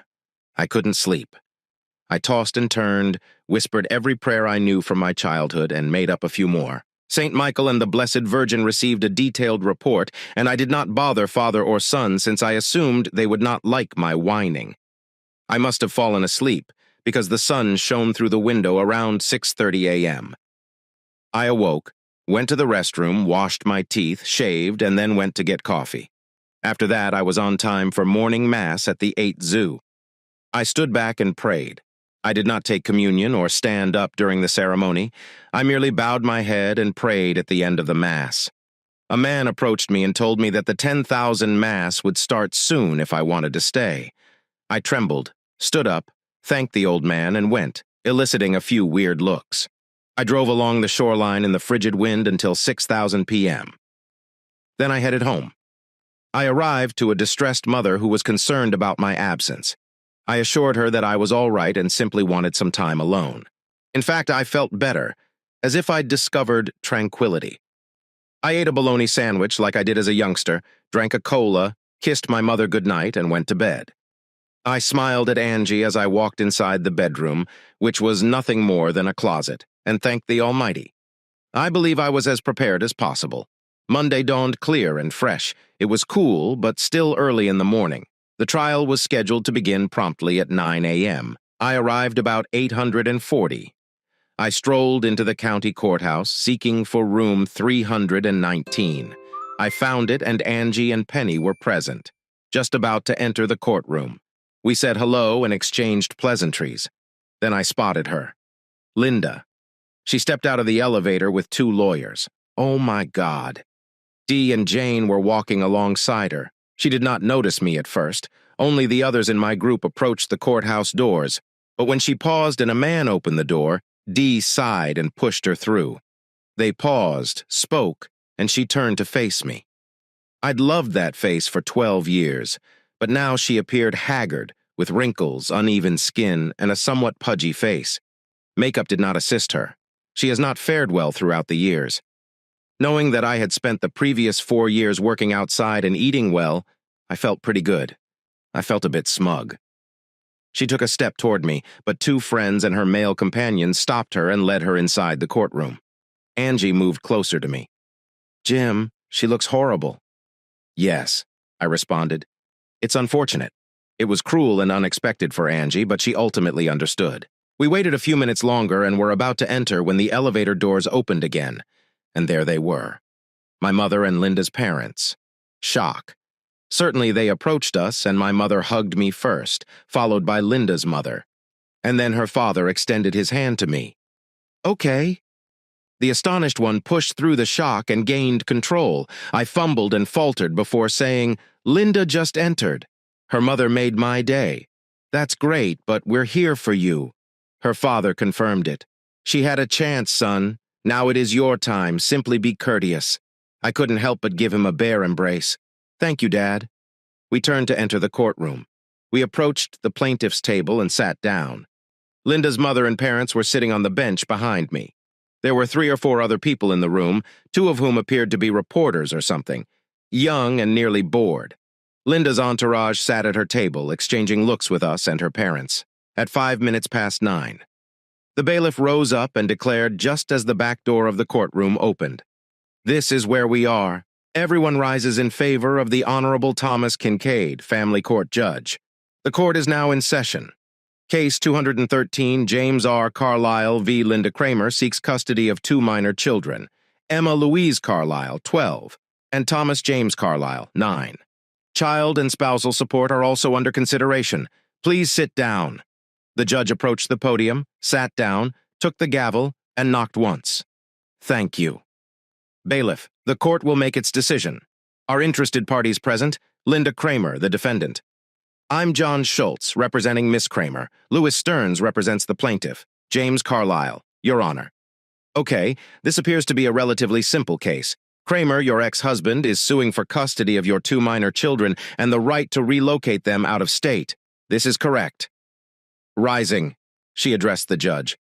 Yes, Your Honor, he believes I am an unfit mother and will take my children away from me. You 2 are clearly divorced, correct? Yes. Your Honor, may I ask why you got divorced at that moment? I almost jumped out of my seat, but LV grabbed my hand, threw it away, and muttered, Not yet. He sat up straight, tapped his pen on the notepad, and listened. Linda sobbed. We spent the night and weekend with our friends. It was the end of February, and we were celebrating the end of a very bad month. We were at Morrison's dancing, and Jim and I had an argument, and Hilovi jumped out of his seat like a cannon-shot object. Your Honor, he shouted, took the judge by surprise. The judge turned and looked at Lovi and asked on what basis Miss Kramer is lying. At this point, Mr. Brasshead Schultz stood up and said, Your Honor, there is no need to attack my client's reputation. This has no bearing on the question. The judge thought for a moment. Looks like there's more to this than meets the eye. The objection has been accepted, but I'm not sure what this can achieve. Kramer hasn't been sworn in yet, so let's see what's going on here.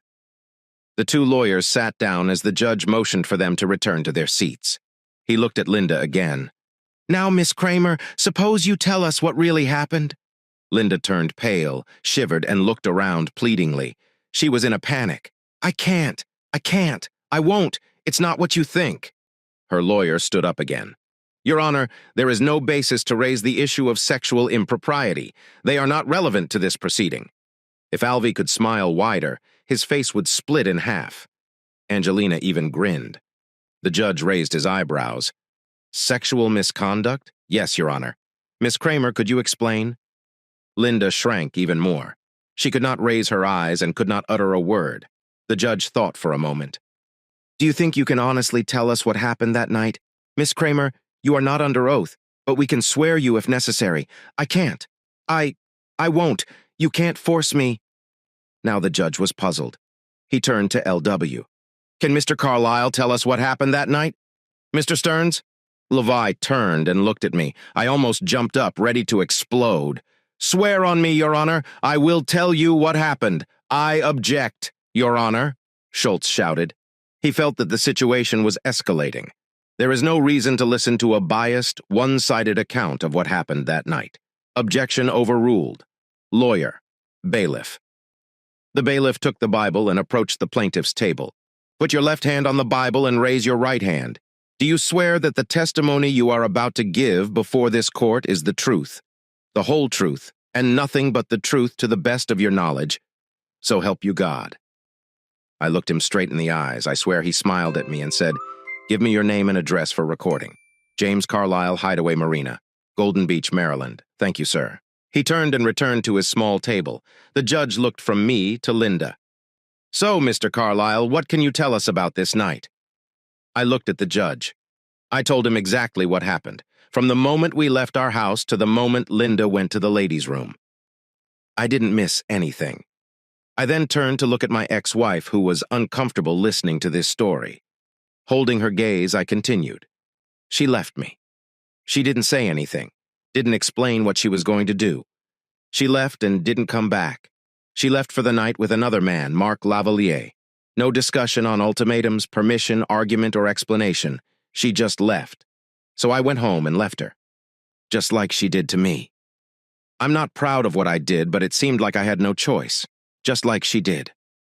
I hesitated. At least I left her a note. The silence in the courtroom was broken only by Linda's sobs at the table. Then she exploded. You left me. You abandoned me and our 2 children. You scoundrel. Just like you did, Linda. I answered her sharply. The judge managed to hit the gavel twice. I demand order or I will be forced to apply preventive measures to both. Her lawyer was furious. He did not want this to be discussed, especially not by me or at the request of the judge. The judge sat back and thought about both of us. Then he leaned forward. Miss Kramer, is Mr. Gossett Carlyle's story true? Is everything he said true? Answer honestly, Miss Kramer. A lot depends on your answer. Linda was devastated. Her whole life, her fantastic night of wonderful sex, her imaginary fairy tale of paradise crumbled into the cold light of day. She shrank and fell into a chair. Miss Kramer, I'm waiting. She sighed heavily, looking up and finding the judge's stern gaze. She cried, Yes, sir. Everything he said is true. I ruined everything. The judge blinked and turned to me. Well, Mr. Carlyle, I completely sympathize with your situation and the amount of stress you must have been under. But that doesn't change the fact that you left your family for almost 4 years. That's not good, sir. I was seething with indignation and was probably ready to go to jail. When Angie jumped up, grabbed my arm, brought me to her seat and stared at me, she then addressed the judge. If I may, Your Honor, I would like to speak on behalf of Mr. Carlyle. A new figure emerged on the scene. Who are you? Asked the judge. Meyer, Angelina. Lowell. Your Honor, I'm Mr. Busy, Carlyle's lawyer from Maryland. I believe you need to meet some folks at this moment. Mr. Joshua Lowell leaned forwards. Please allow me to address Your Honor. You are welcome, Mr. Lowell. He straightened up even more, if that was possible, and stared me directly in the eyes. Your Honor, James Carlyle was a broken man when we first met. He had a tired expression on his face and appeared discouraged, yet he did not seem to give up yet. He was looking for some place to stay. He was very interested in one of the cabins on our marina plot. I chose to take a chance since I believe I have a good instinct for people, and I was not disappointed.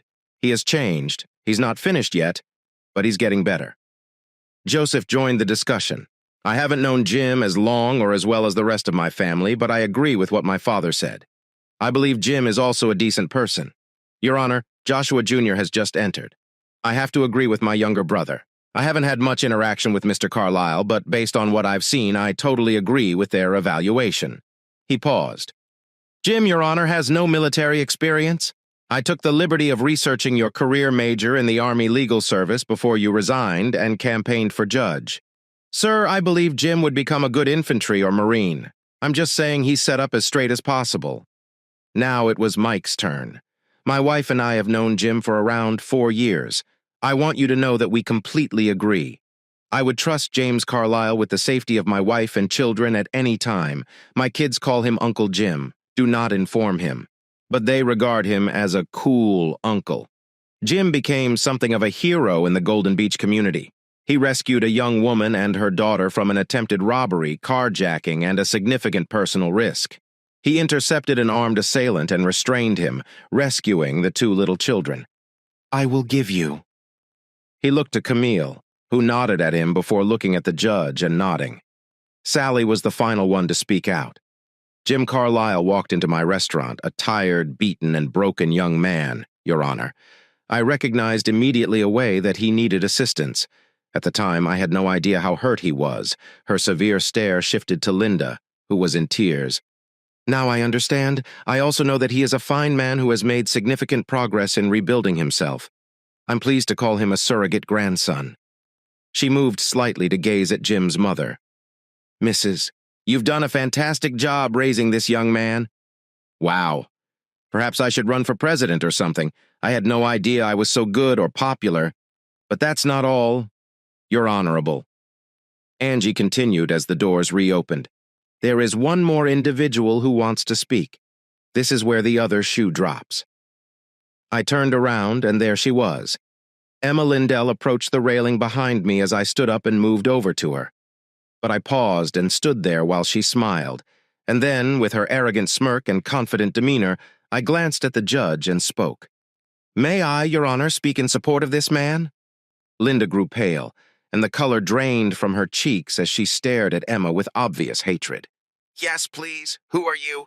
Mrs. Emma Lindell. I'm the woman Jim helped from muggers in Golden Beach, Maryland. Linda is my daughter. The courtroom was slightly noisy. The judge struck his gavel once to call order, and quiet prevailed. Please continue. Mrs. Lindell. Your Honor, I've known James Carlisle personally and indirectly for about 1.5 years. I have the utmost respect for him. He is a lovely and honorable individual. Everyone noticed how her attention shifted to Miss Kramer with barely discernible hatred. I've grown very close to him since he came to our rescue, but nothing inappropriate. I admit I wanted more, but until recently he believed he was married, despite the fact that his wife appeared to think otherwise. Linda yelled low, harsh comments at her lawyer, threatening to drown out other conversations in the courtroom. The judge knocked the gavel once to signal silence and warned Mr. Schultz to tone down his client's antics. Linda relaxed and sat down, saying to herself. Emma continued, I was willing to wait however long it took for James to heal. This decision involving his children represents a significant step forward in his rehabilitation journey. I hope this works in his advantage. He's a good man. I can only hope that the rest of his return to this planet will be equally successful. As I have stated, I will wait for him, so silence. I love him, Your Honor. Hers. The judge raised his brow and the noises ceased. The judge cleared his throat. Thank you, Mrs. Lindell. The court values your testimony and truthfulness, and we will.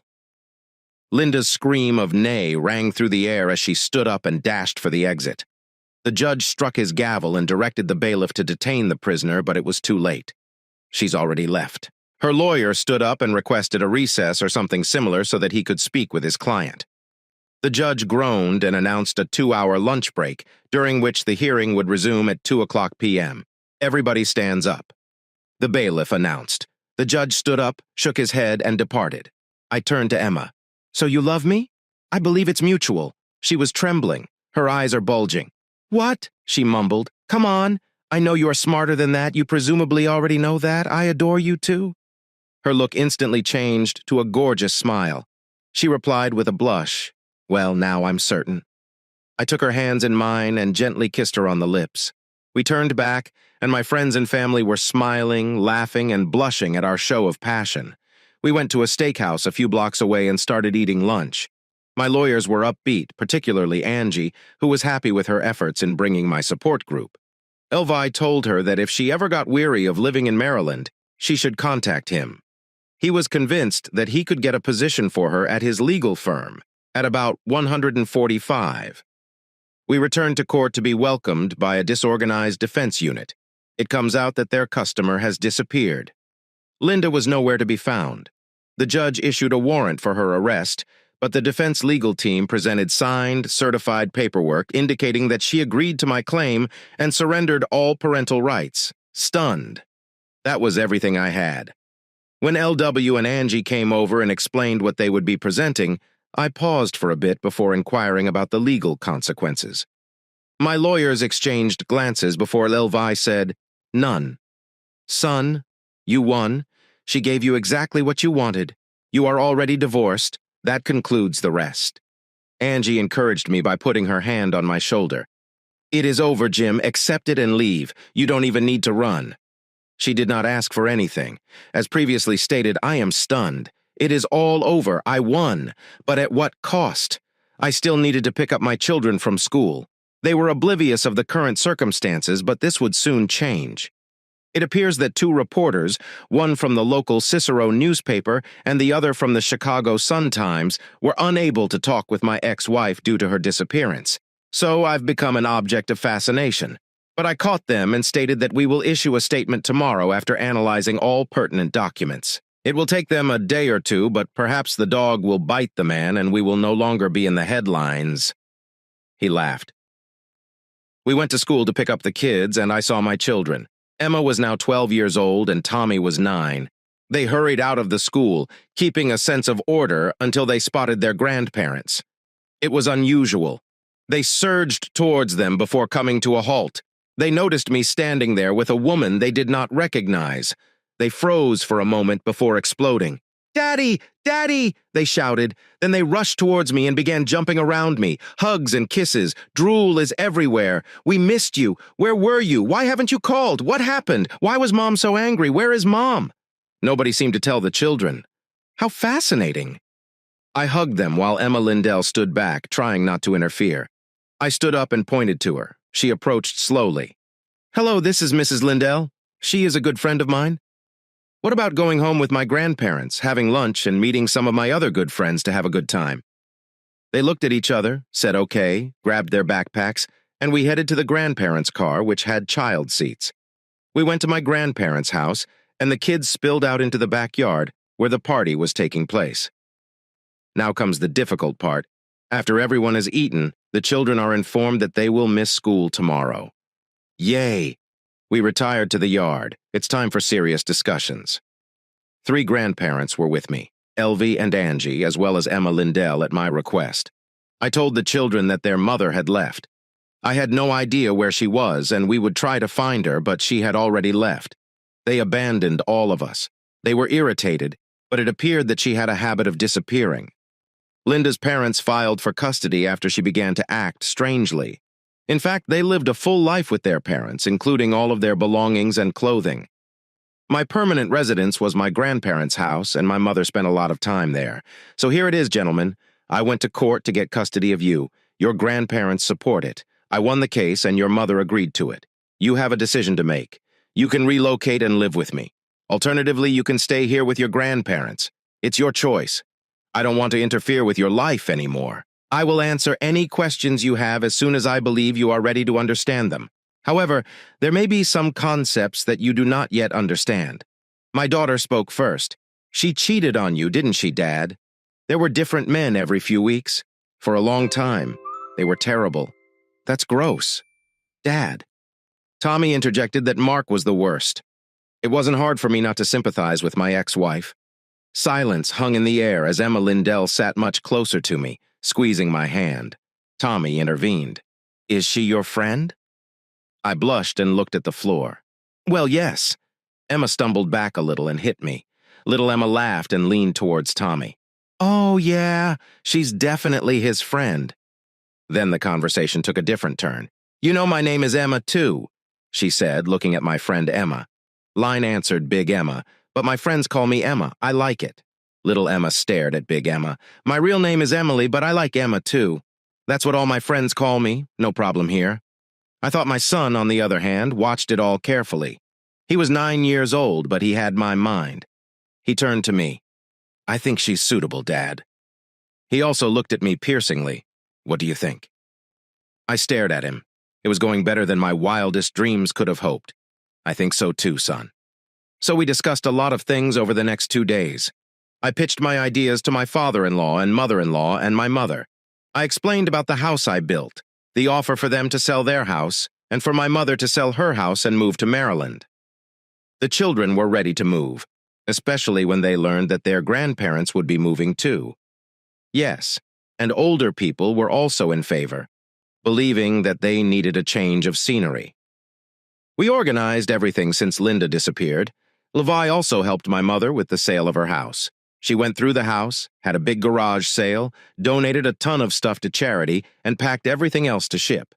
My father-in-law and mother-in-law put their house up for sale and did the same with most of their belongings. They then rented a 40-foot truck and began packing it up.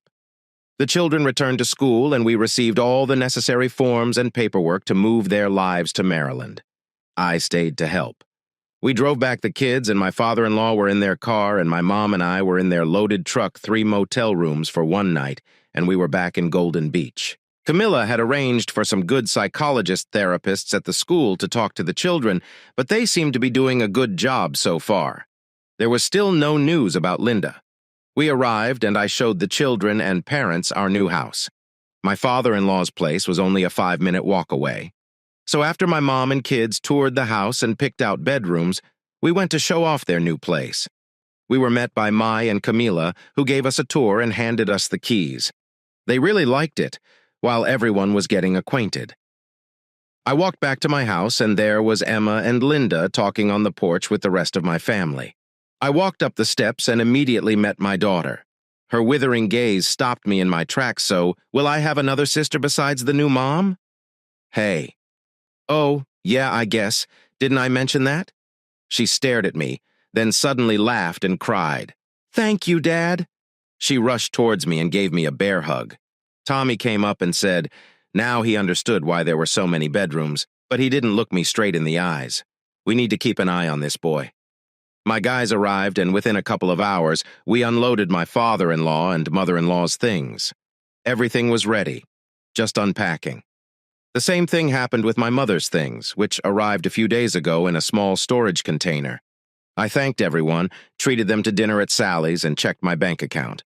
I needed to get back to work. Life resumed, fueled by 2 young people in the same house getting used to new surroundings and places. Linda quickly hit it off, and my family began to react to progesterone. Tommy and I became closer because it became a US versus them competition. Good-natured. But if you have kids, you understand that has changed.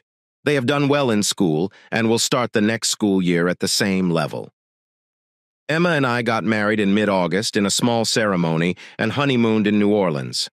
I was still building my business back, but we saw almost nothing outside the hotel room and restaurant. So the relatively warm weather didn't play a big role or affect anything. Linda don't know.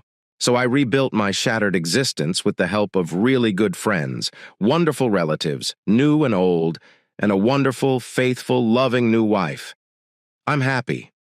Did I make the right choice then? Many years ago, maybe.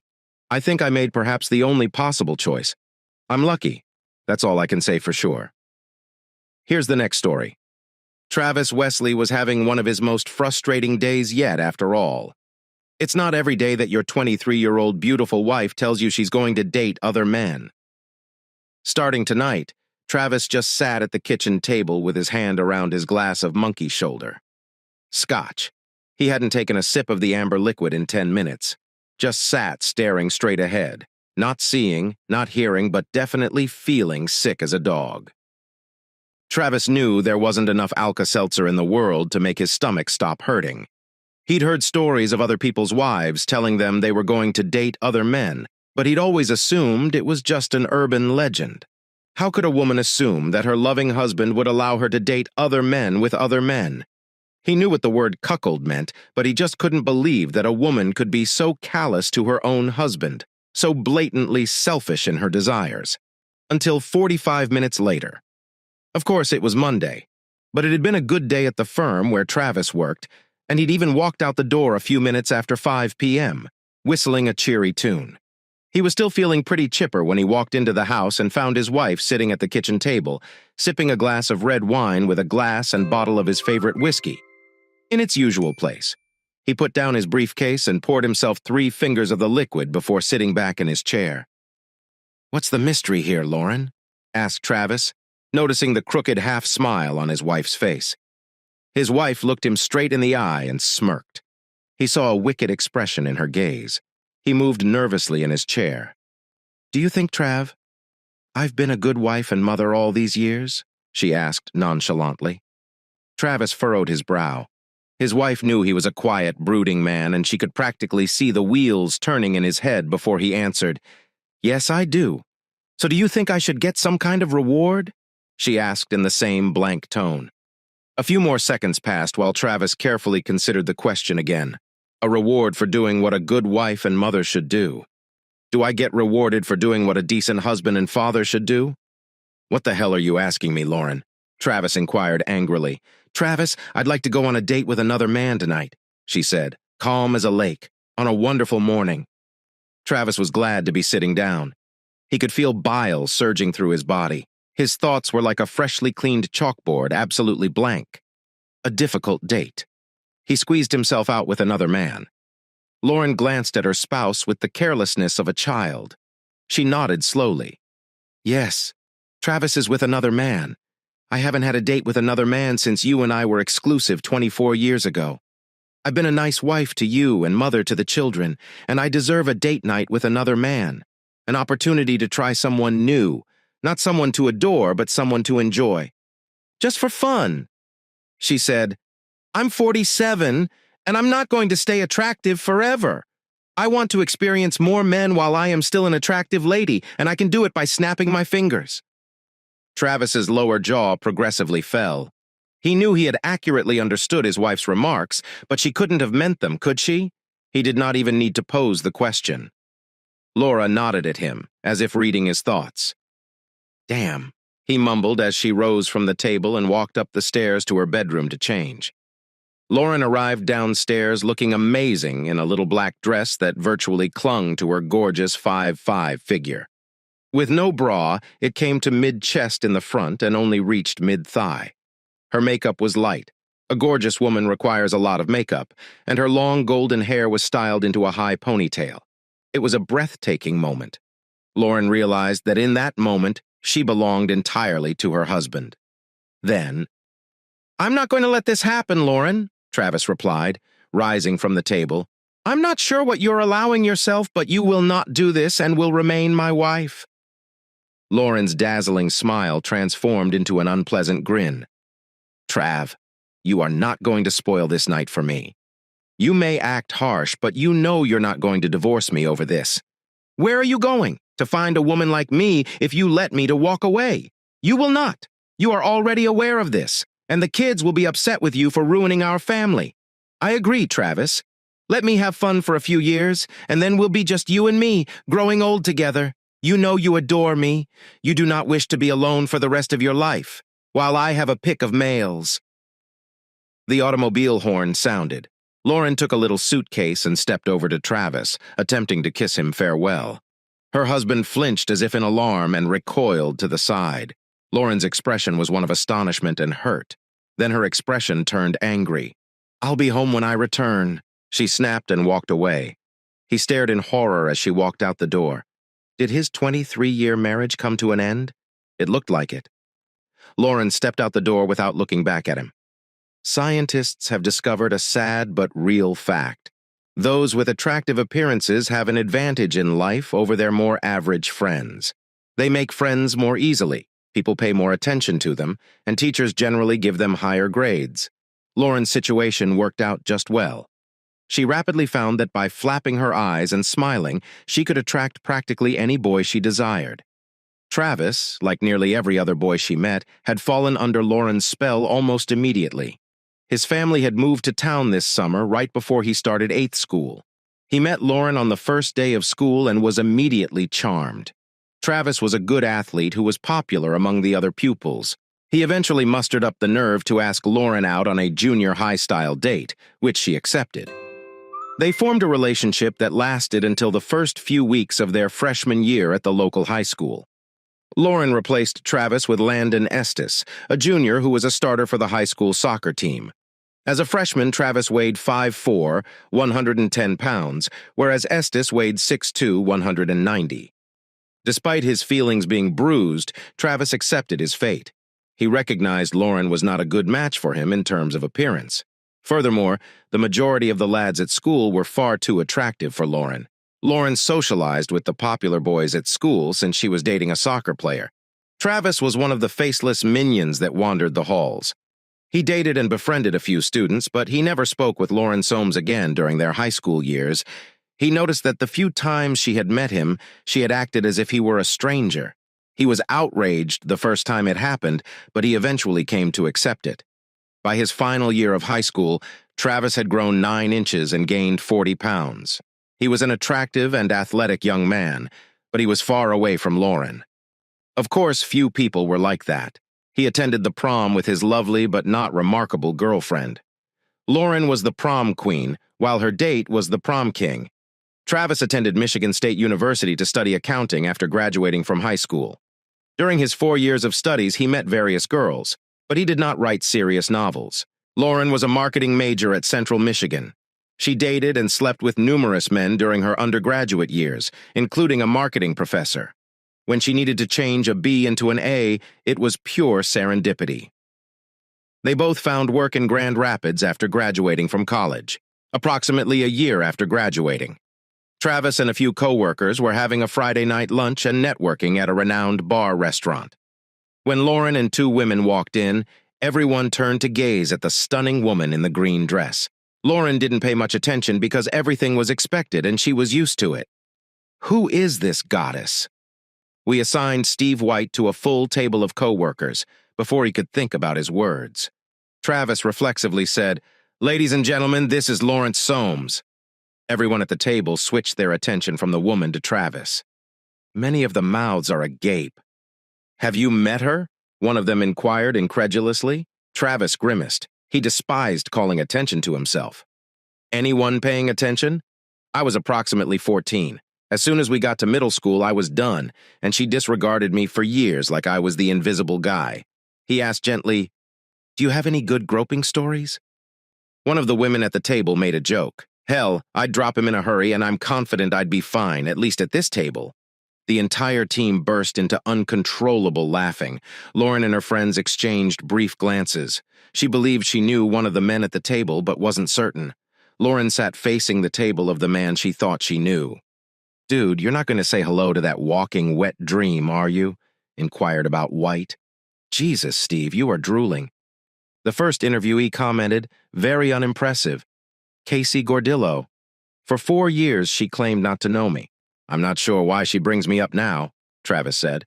Several individuals nodded in agreement as Lauren continued to scrutinize the man while eating. Then she snapped her fingers and pointed at the man. "Not cool, Lauren." One of her friends warned her that pointing at someone in a restaurant could insult them, in some places. Lauren ignored her friend's comment. "I will be right back," she announced. "I need to say hello to an old friend." Lauren virtually leaped out of her chair and walked over to the table where Travis was seated. "Trav, hello." "It's great to see you," Lauren exclaimed as she approached him. Travis rolled his eyes at his companions before turning to meet his former classmate with a phony smile on his face. "Lauren, nice to see you." As he climbed to his feet, Travis spoke almost without emotion. Lauren entered Travis's personal space and gently kissed him on the lips before laying her hands on his shoulders. His co-workers sat shocked. Travis was startled as well. Lauren understood this and offered him a not-so-innocent smile. She felt at ease playing this game and knew it was well beyond him. She said, "Let's go to our table, and I'll introduce you to the girls." She grabbed his hand and nearly dragged him behind her to the table. He spent the majority of the rest of the evening with Lauren and her 2 companions before leaving.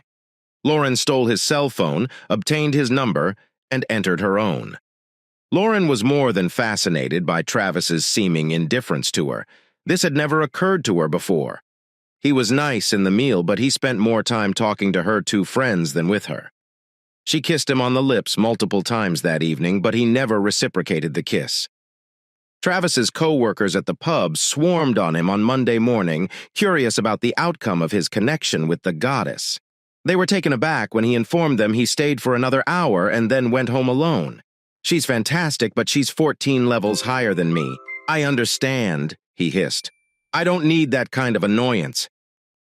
That kind of annoyance was waiting for Travis in the parking lot outside his employment on Friday afternoons, later when he finished work. He mumbled to himself when he noticed her waiting for him at his car. "Why did you never call Trav?" she said. They drove to a restaurant down the road and had a lovely supper. They had a wonderful night. Travis had his worries about this woman, primarily concerning her sense of self-worth. But their relationship was gradually improving. Her beauty was obvious, but he was gradually falling in love with who Lauren was. He purchased an engagement ring, but before proposing to her, they got down and discussed their feelings on fidelity. Travis was impressed by her, but he did not want anything left unsaid between them. "Obviously, I know something about your past." "I'm not going to ask for numbers or names," Travis stated as they sat down at the table for a serious discussion. "What was in the past will stay in the past. The same goes for me. But I want to know about the future. Starting today, I want us to be entirely exclusive. No ifs, ands, or buts. If you really don't think you can do it for us, I need to know right now if you can." "Well," he put a small black box on the table between them. Lauren glanced directly into Travis's eyes before returning her attention to the package. "I'll never cheat on my hubby. Never." Travis opened the box. Asterisk, asterisk, asterisk, asterisk. "I'll never cheat on my hubby. Never." Travis remembered the words. Apparently, his wife did not consider it unfaithful because she had warned him previously. But he knew better. She had hoped. She hoped he saw it that way. Because he didn't. Travis knew Lauren had had numerous opportunities to cheat over the years, and as far as he could tell, she had declined all of them, as a decent wife should. She was 10. Hell, she was a 12, and he thought himself a 6 at most. That left plenty of room for someone on her physical level to slip in and make their presence known. Assuming she hadn't had an affair he was unaware of, she'd been a legitimate wife for 23 years. Travis realized he should be grateful for those years, but he wasn't. When he said, "I love," he meant it forever, not a mere 23 years. To be honest, Lauren didn't go a week without receiving a proposal from someone, and it wasn't just men. She understood that she wasn't merely lovely. She looked amazing, a rare goddess amid stunningly attractive women. When God made his wife, he had a remarkable day, Travis always said at initially. Lauren informed Travis whenever she was courted, attempting to be entirely transparent. But after a few years, Travis assured her that he trusted her enough that she didn't need to tell him everything. The only way he wanted to know she was being pursued was if the individual did not accept her first refusal. Then, he'd take the required actions to dismiss the offender. Travis, on the other hand, was rarely pursued by women. Part of the reason for this was that he utilized his wedding band almost like a shield. Within minutes of meeting the woman, Travis would discuss his wife and children in effusive tones, usually putting out any sparks that might have risen up. He had no idea what he was doing, and it turned off most women before they even had the opportunity to flirt. Lauren had no idea that her spouse was turning off possible flirts, or worse. The almost fairy tale marriage lasted 22 years before Rosa Esposito reached the mythical Garden of Eden, or rather, started working at the same public relations agency as Lauren. To borrow a Bob Seger song, she had black hair and large brown eyes. She drew guys in the same way that a strong magnet attracts metal. In any other business, she would have been the dominant female, but at Superior Solutions, she was at best a devoted assistant to the most beautiful lady on the globe. Rosa, 42, had been married for 15 years, but said she wasn't crazy about it. She had a few affairs with her husband's knowledge, as well as several without, and she frequently told Lauren about her exploits. She was an excellent storyteller. "So you haven't tried anyone since your marriage? You're a rock woman, but I don't think you don't want to be." Rose stated one day during a coffee break at work, "I'm not denying that I'm fascinated, but I'd never cheat on Travis." Lauren said, Lauren has observed that she is not receiving as much attention from males at pubs and restaurants as she once did. She realized that younger women were receiving the same looks that were previously directed at her. She started to mistrust her visual persuasion skills. Let's play the what-if game. What if Hubs had allowed you to take a sample? So what happens next? Asked Rose. Lauren's expression clearly indicated that she had never considered this scenario before. Her mind was racing. Lauren said with a sheepish grin, I suppose if I had permission, it would be a completely different story. Have you never considered requesting permission? Asked Rose. You understand that anything worth having is worth asking for. Lauren had never thought of it before. Her face brightened up before lowering. He will never grant me permission. Never, Lauren said. Do I need to do all of the work here? Asked Rose. Unspoken permission. Tell him and then take whatever you want, regardless of his response. Tell him he loves you enough to let you do this. You can overcome this since it has nothing to do with love. You only love him. Travis was awakened by the sound of an automobile approaching the house. He glanced at the clock and realized it was just after 3 a.m. He looked at the bottle of Woodford Reserve and realized he'd finished around half of it. Big night. He taunted Lauren as she stepped through the main door. Travis examined the cliché that his wife had become. Her hair was combed yet untidy. Her makeup was vanished. Her clothes appeared rumpled. She looked smug, not sorry. I could have told you the same thing, she hissed. You did not have to wait, you know. I am going to bed. Are you coming? Maybe not again in my life with you, he snapped back. Lauren threw him a disgusted look and climbed the stairs. Travis put 3 more fingers of bourbon into his glass and returned to watching ESPN. Travis spent the night in his lazy boy chair, half dozing and half drinking, with his stomach churning at 9 o'clock. He finally got out of his chair and cooked himself breakfast. As he ate, he heard the master bathroom shower turn on. Here comes the harlot, he thought to himself. Travis would have anticipated his wife to walk downstairs in a bathrobe and towel-wrapped hair. She hadn't been downstairs in about an hour, but when she did, she was dry, clothed, and wearing makeup, looking as beautiful as ever. He hadn't expected anything less. Did you happen to leave me something to eat? She asked. I brewed a big pot of coffee. However, you will be eating on your own, and as long as you are domestic. I think now is a good moment to chat, he stated emphatically. Lauren was astonished by Travis's lack of feeling. She had expected him to be frothing at the mouth and insane, making him easier to manipulate. A logical Travis would make the conversation much more difficult. She reasoned with herself. Do you want to know what happened last night? She asked quietly. Travis detected a sense of superiority in her tone. Did she truly believe he wanted to know how cuckolded he was? Hardly. I'd like to hear how you see this marriage progressing, added Travis, his voice no louder than hers. As I mentioned yesterday, I hope to test a few more males over the next few years, but that is not love. I only adore you. But I'd like to try a couple more males while I'm still attractive and fit. I've given you everything for 23 years. I have never thought about cheating. I want a thrill, some craziness. You're excellent in bed, but I want to change. You know, gain some new experiences for a bit, and then you and I can ride off into the sunset together. And I'll be grateful for the experience, spoiling you for the rest of our lives, Lauren said. Travis listened closely as Lauren prepared toast and jam for her coffee. He noticed that she was making toast while discussing the most significant thing in his life in a casual manner. He had a lot of questions. Is this just about you desiring variety? You cannot get enough of me, he wheezed. She began to respond, but he interrupted her. So you want to be in an open marriage for a few years before returning to monogamy at some point? Does this mean I can date other people? Lauren tried but failed to conceal a giggle. The idea of her gentle, quiet husband asking out another lady seemed absurd. Travis was the most wedded man she had ever encountered. However, if that was all it took to get him to agree in principle, she said, of course. I'm guessing it'd just be something fun for you to do. Travis lifted his eyebrows and shrugged. Lauren had no notion about the move.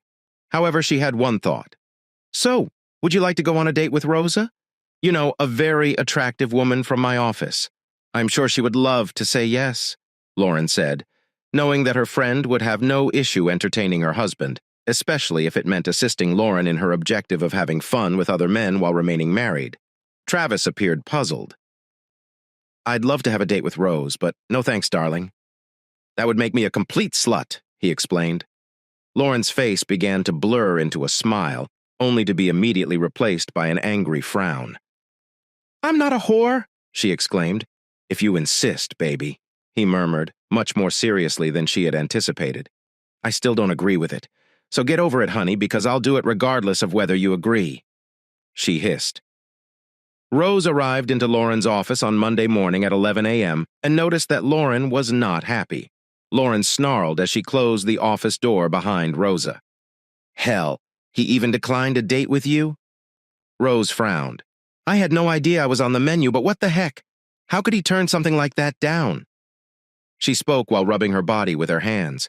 "How about the date? Did you have a wonderful time, or did Travis wreck it?" Rosa asked. Lauren said, "The date was fantastic. Who should I try next?"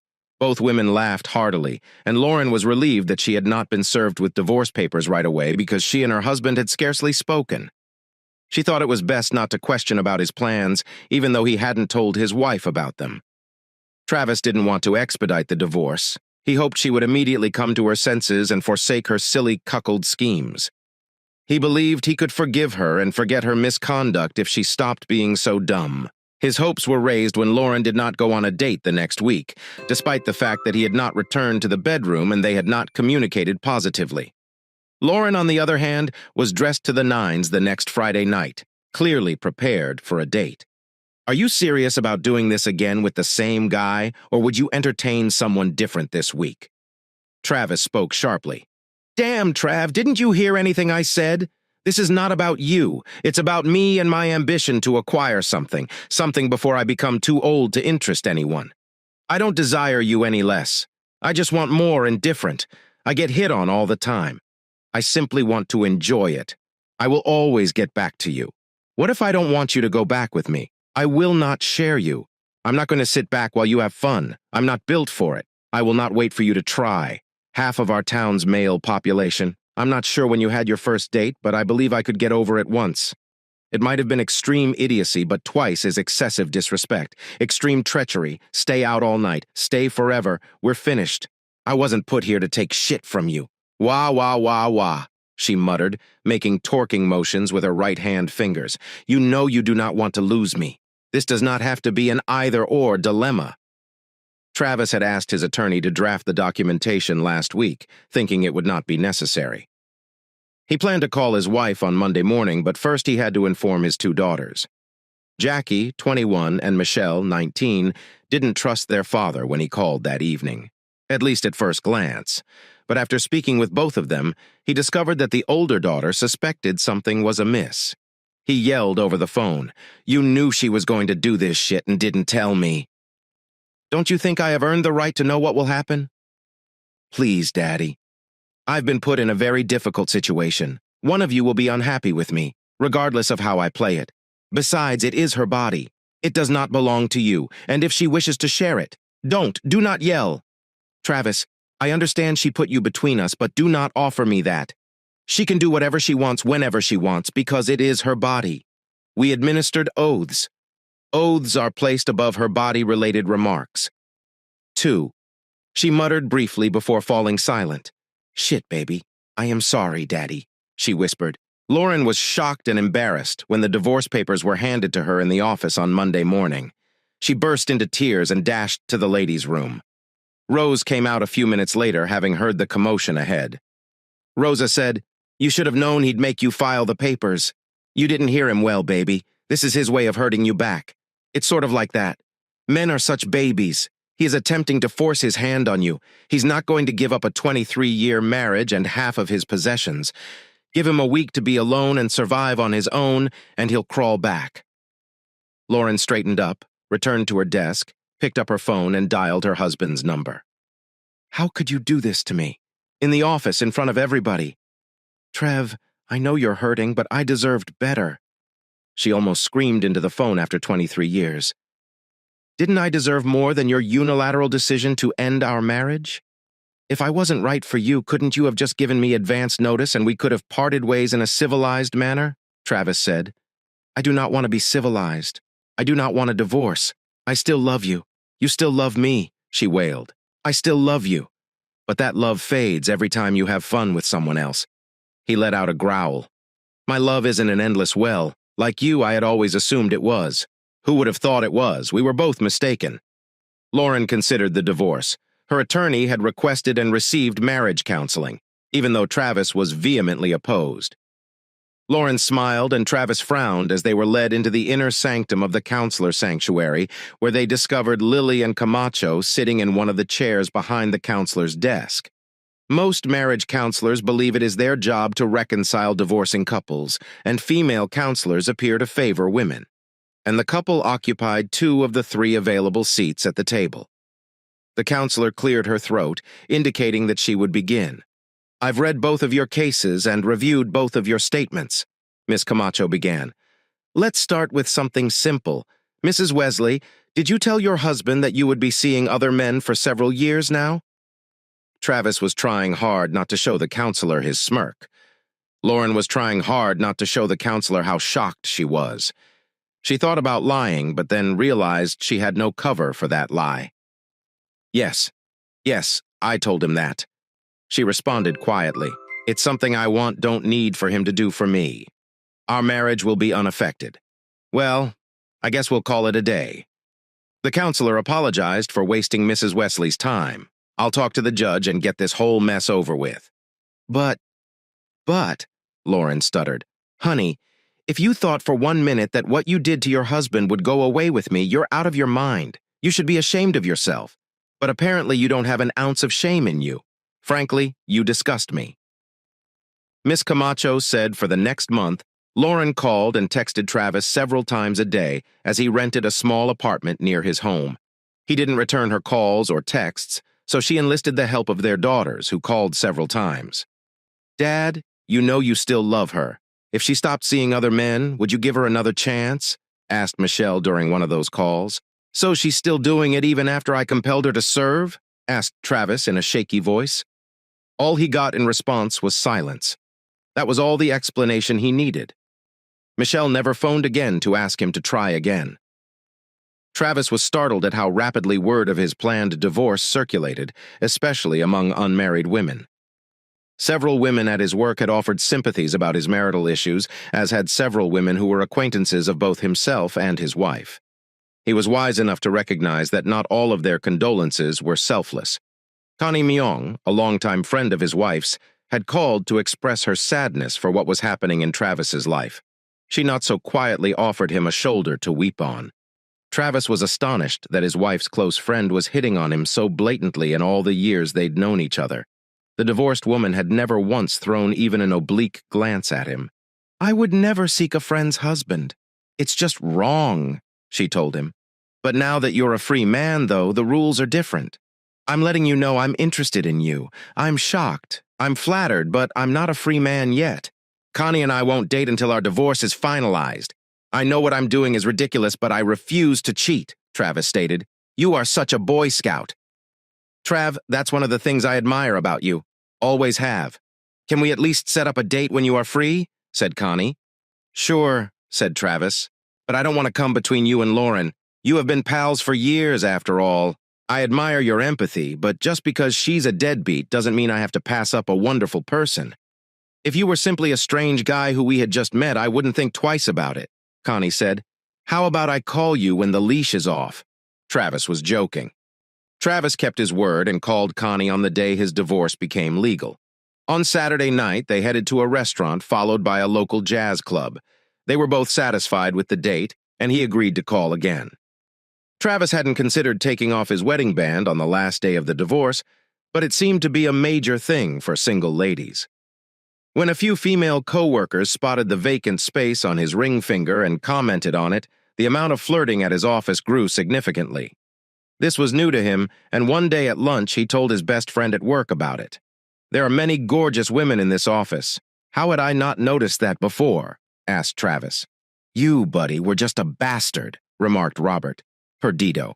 You were so in love with this woman that you wouldn't look at any other women. And perhaps it was part of the problem.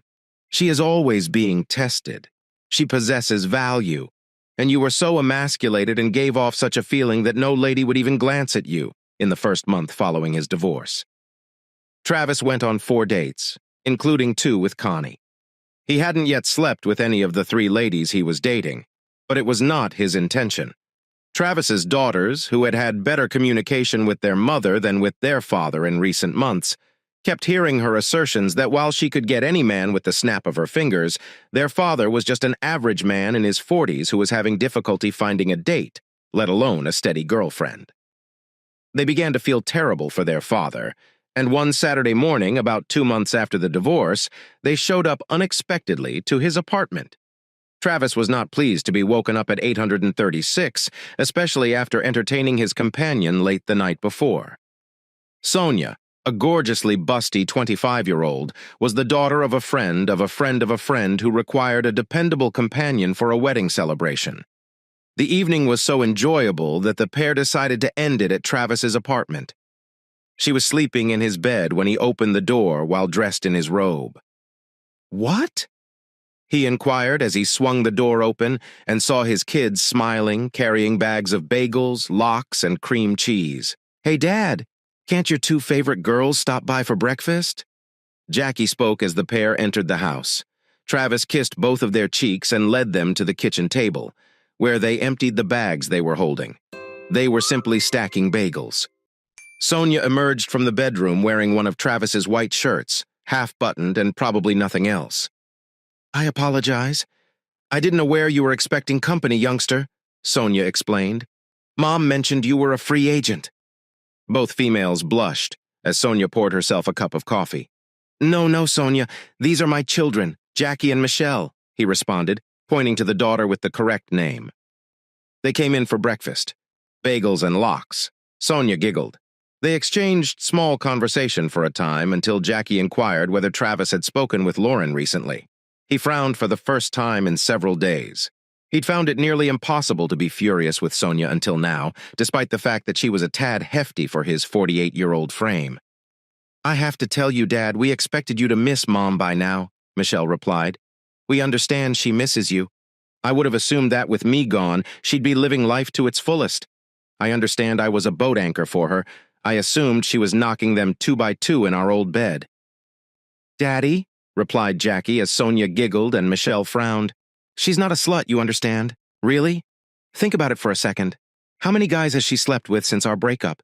And those are the only 2 that I knew of before I departed." The 2 girls flushed and bowed their heads. Wow, 2 males per month. For what, 10 months?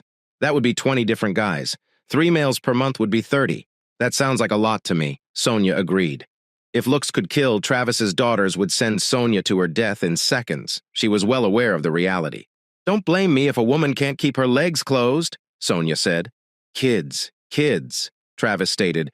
"We are not ruining my good weekend." "Sorry." All 3 young women mumbled together. "So you are a couple?"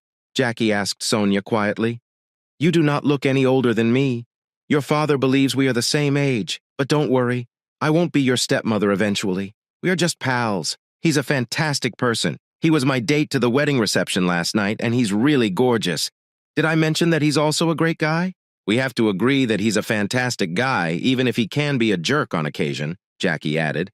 "And yes, he's quite attractive for a man of his age." Sonia's time to flush. Travis reddened too. "Hey, darling, remember that we have lunch with the married families at the hotel at noon. I need to shower and fetch some clothing from my place before we leave," Sonia explained. Both daughters rolled their eyes at the father.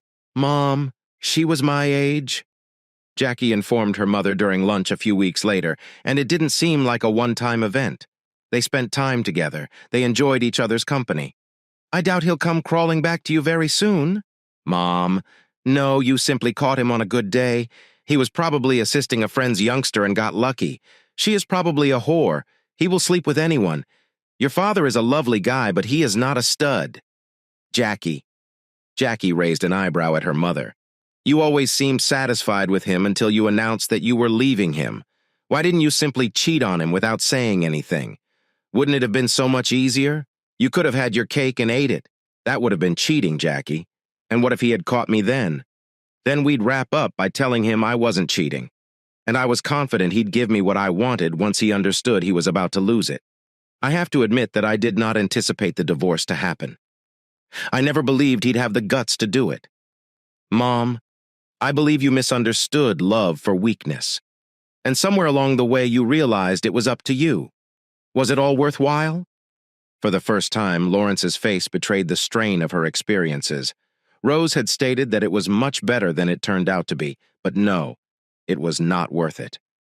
She also couldn't tell her kid that she never imagined Travis would do anything other than sit around and pine for his lovely ex-wife. She was so caught up in herself that she had no idea that a handsome, if not gorgeous man with wonderful character, intelligence, and a good career might be in high demand in the single-man market. And not only middle-aged women. She was aware that since the divorce, her ex-husband had dated various women, including her old friend Connie, and now a young woman. Instead of sitting at home weeping over his past, he was dating like a lonely 20-year-old. She hadn't said anything to Connie when she discovered her buddy had gone out with her ex for the first time. She assumed it was a sympathy date, but a second date was completely unneeded, and she warned Connie quietly and in a loud tone. "I thought we were friends, Con," Lauren said. "You're meant to be on my side. Girls are meant to have each other's backs.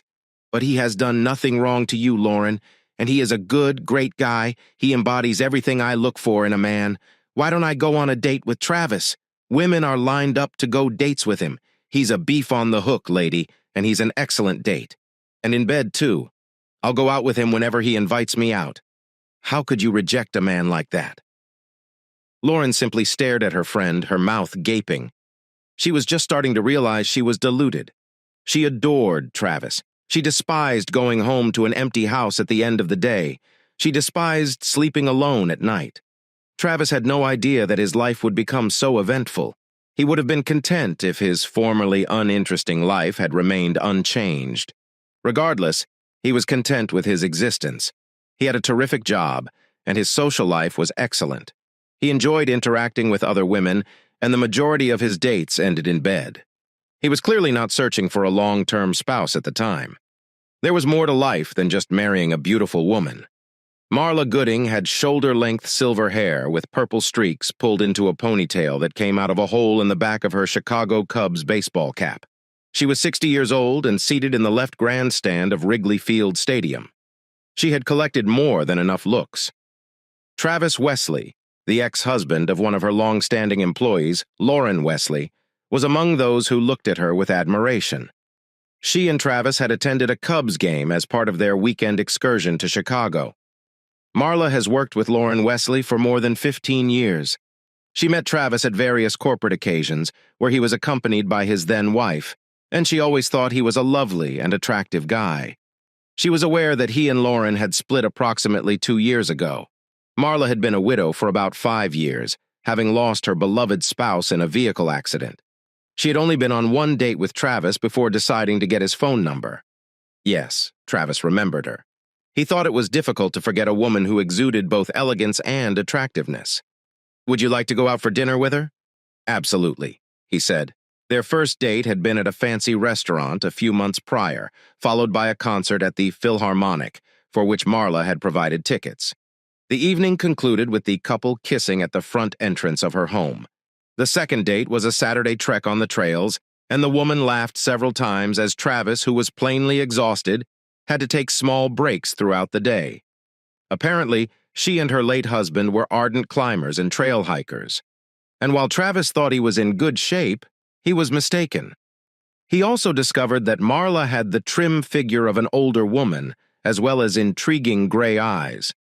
Marla and Travis completed the date with gentle love on the floor in her living room, following a heated kissing session on the couch. She piqued his interest with her combination of affluent status and the freshness of a girl from the local backyard. Marla eagerly accepted when Travis proposed a weekend of sightseeing in Chicago as part of their third date on their first date. Marla informed Travis that she had no intention of alerting Lauren that they were dating. She would not dispute it if asked, but she was not going to make it public. Marla also informed Travis that Lauren told her co-workers that she and Travis were divorcing due to irreconcilable differences. Travis told Marla the same tale. He had informed everyone else that Lauren had cheated on him with at least 2 separate men. He didn't elaborate any further. In the 2 years following his divorce, Travis had a number of strong connections and was living what he thought was an incredible life. All of his female partners thought highly of him, and some hoped to be considered. Travis decided to trust women again and wanted to marry. Lauren, on the other hand, was working in a different direction, as she informed her then-husband before their first date. She was merely looking for fulfillment while still possessing the looks to entice practically any man. She was not searching for an emotional relationship, and neither were the majority of her lovers.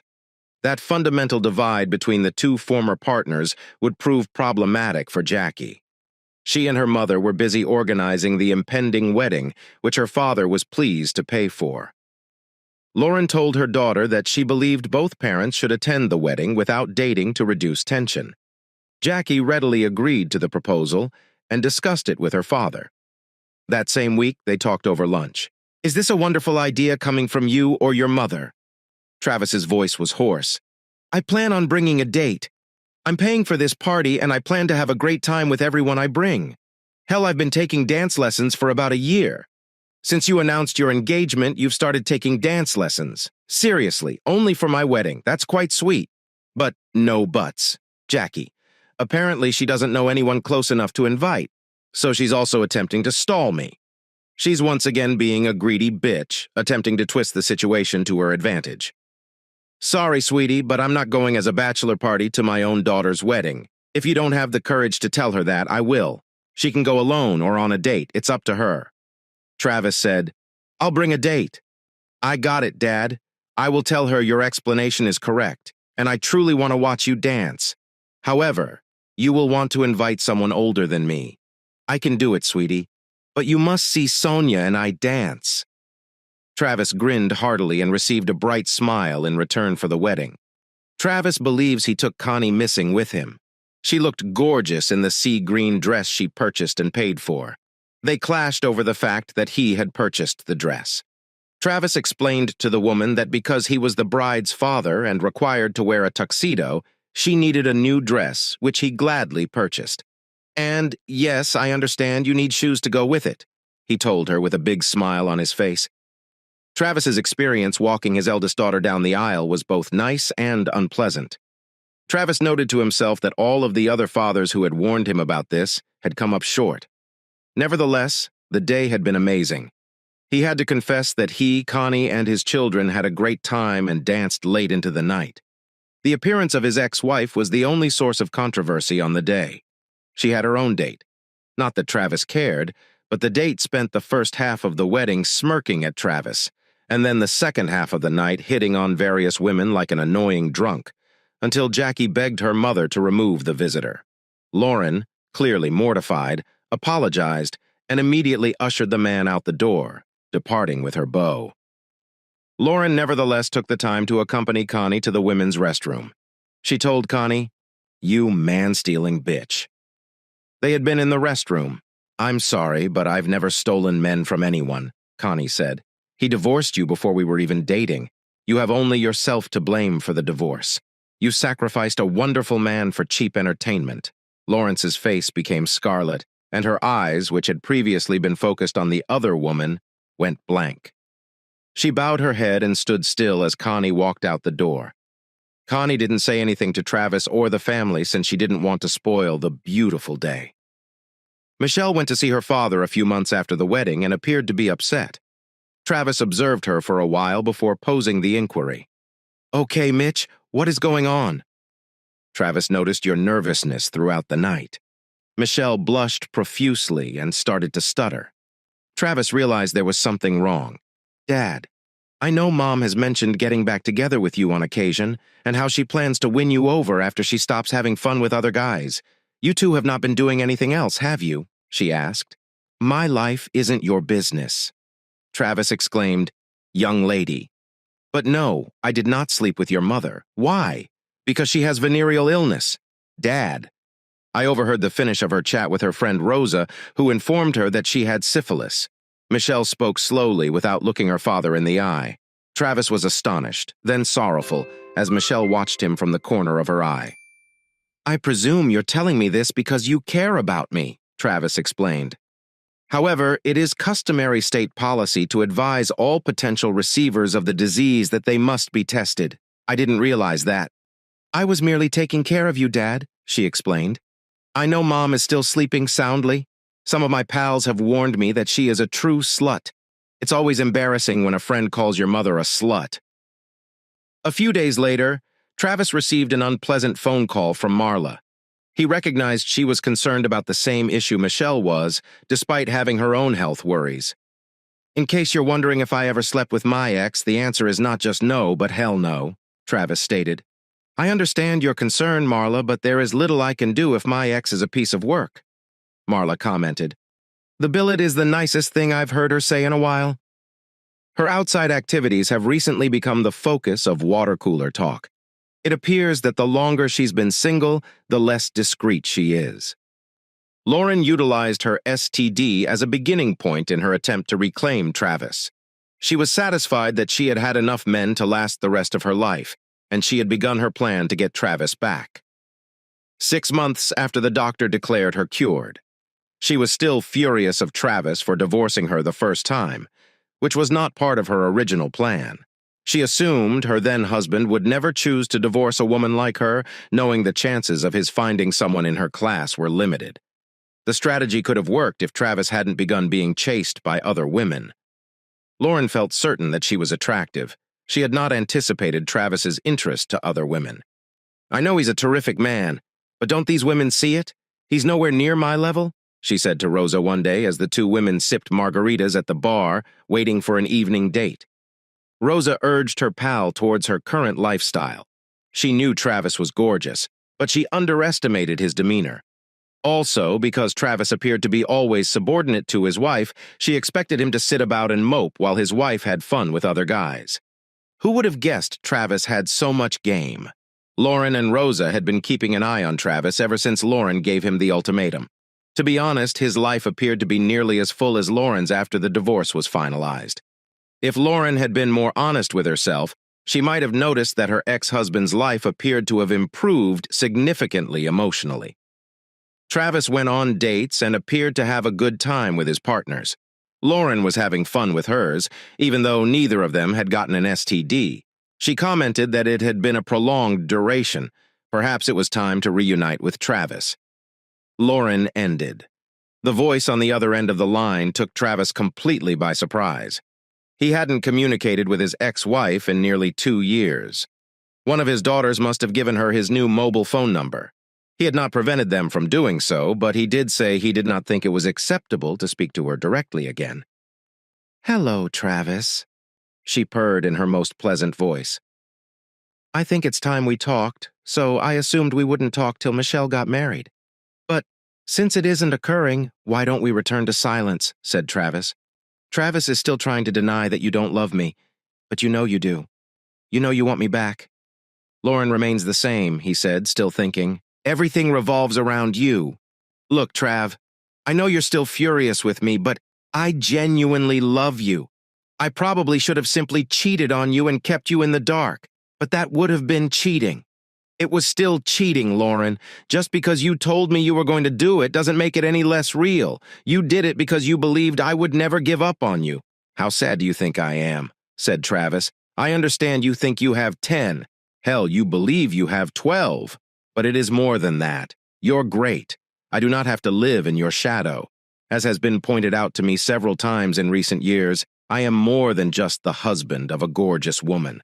Other ladies value what I have to offer and are willing to compensate me emotionally. The past several years have been fantastic for me. Why would I want to date another data-driven, self-centered lady who clearly has no regard for me? And regardless of what she says, she does not love me in the same way that I loved her. Loved. Past tense, disconnecting. Travis put down the phone and turned to face the woman beside him.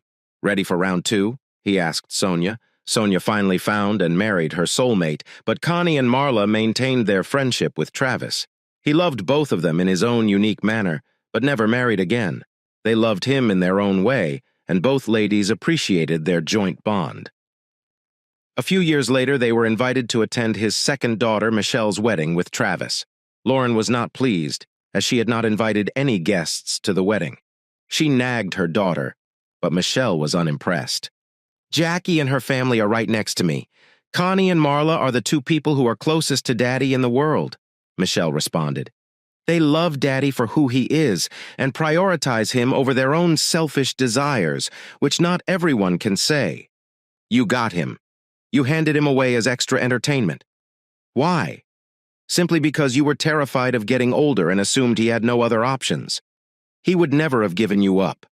Not for anything or anybody. Travis was content with the way he was living his life, even though it was not his first choice. He had gotten out of a position he considered intolerable. Lauren's life was not full of loneliness and remorse. After all, she was still an attractive woman, and gorgeous women frequently only need to turn up for males to begin hitting on them. Lauren was frequently pursued, and she had several short-term romances.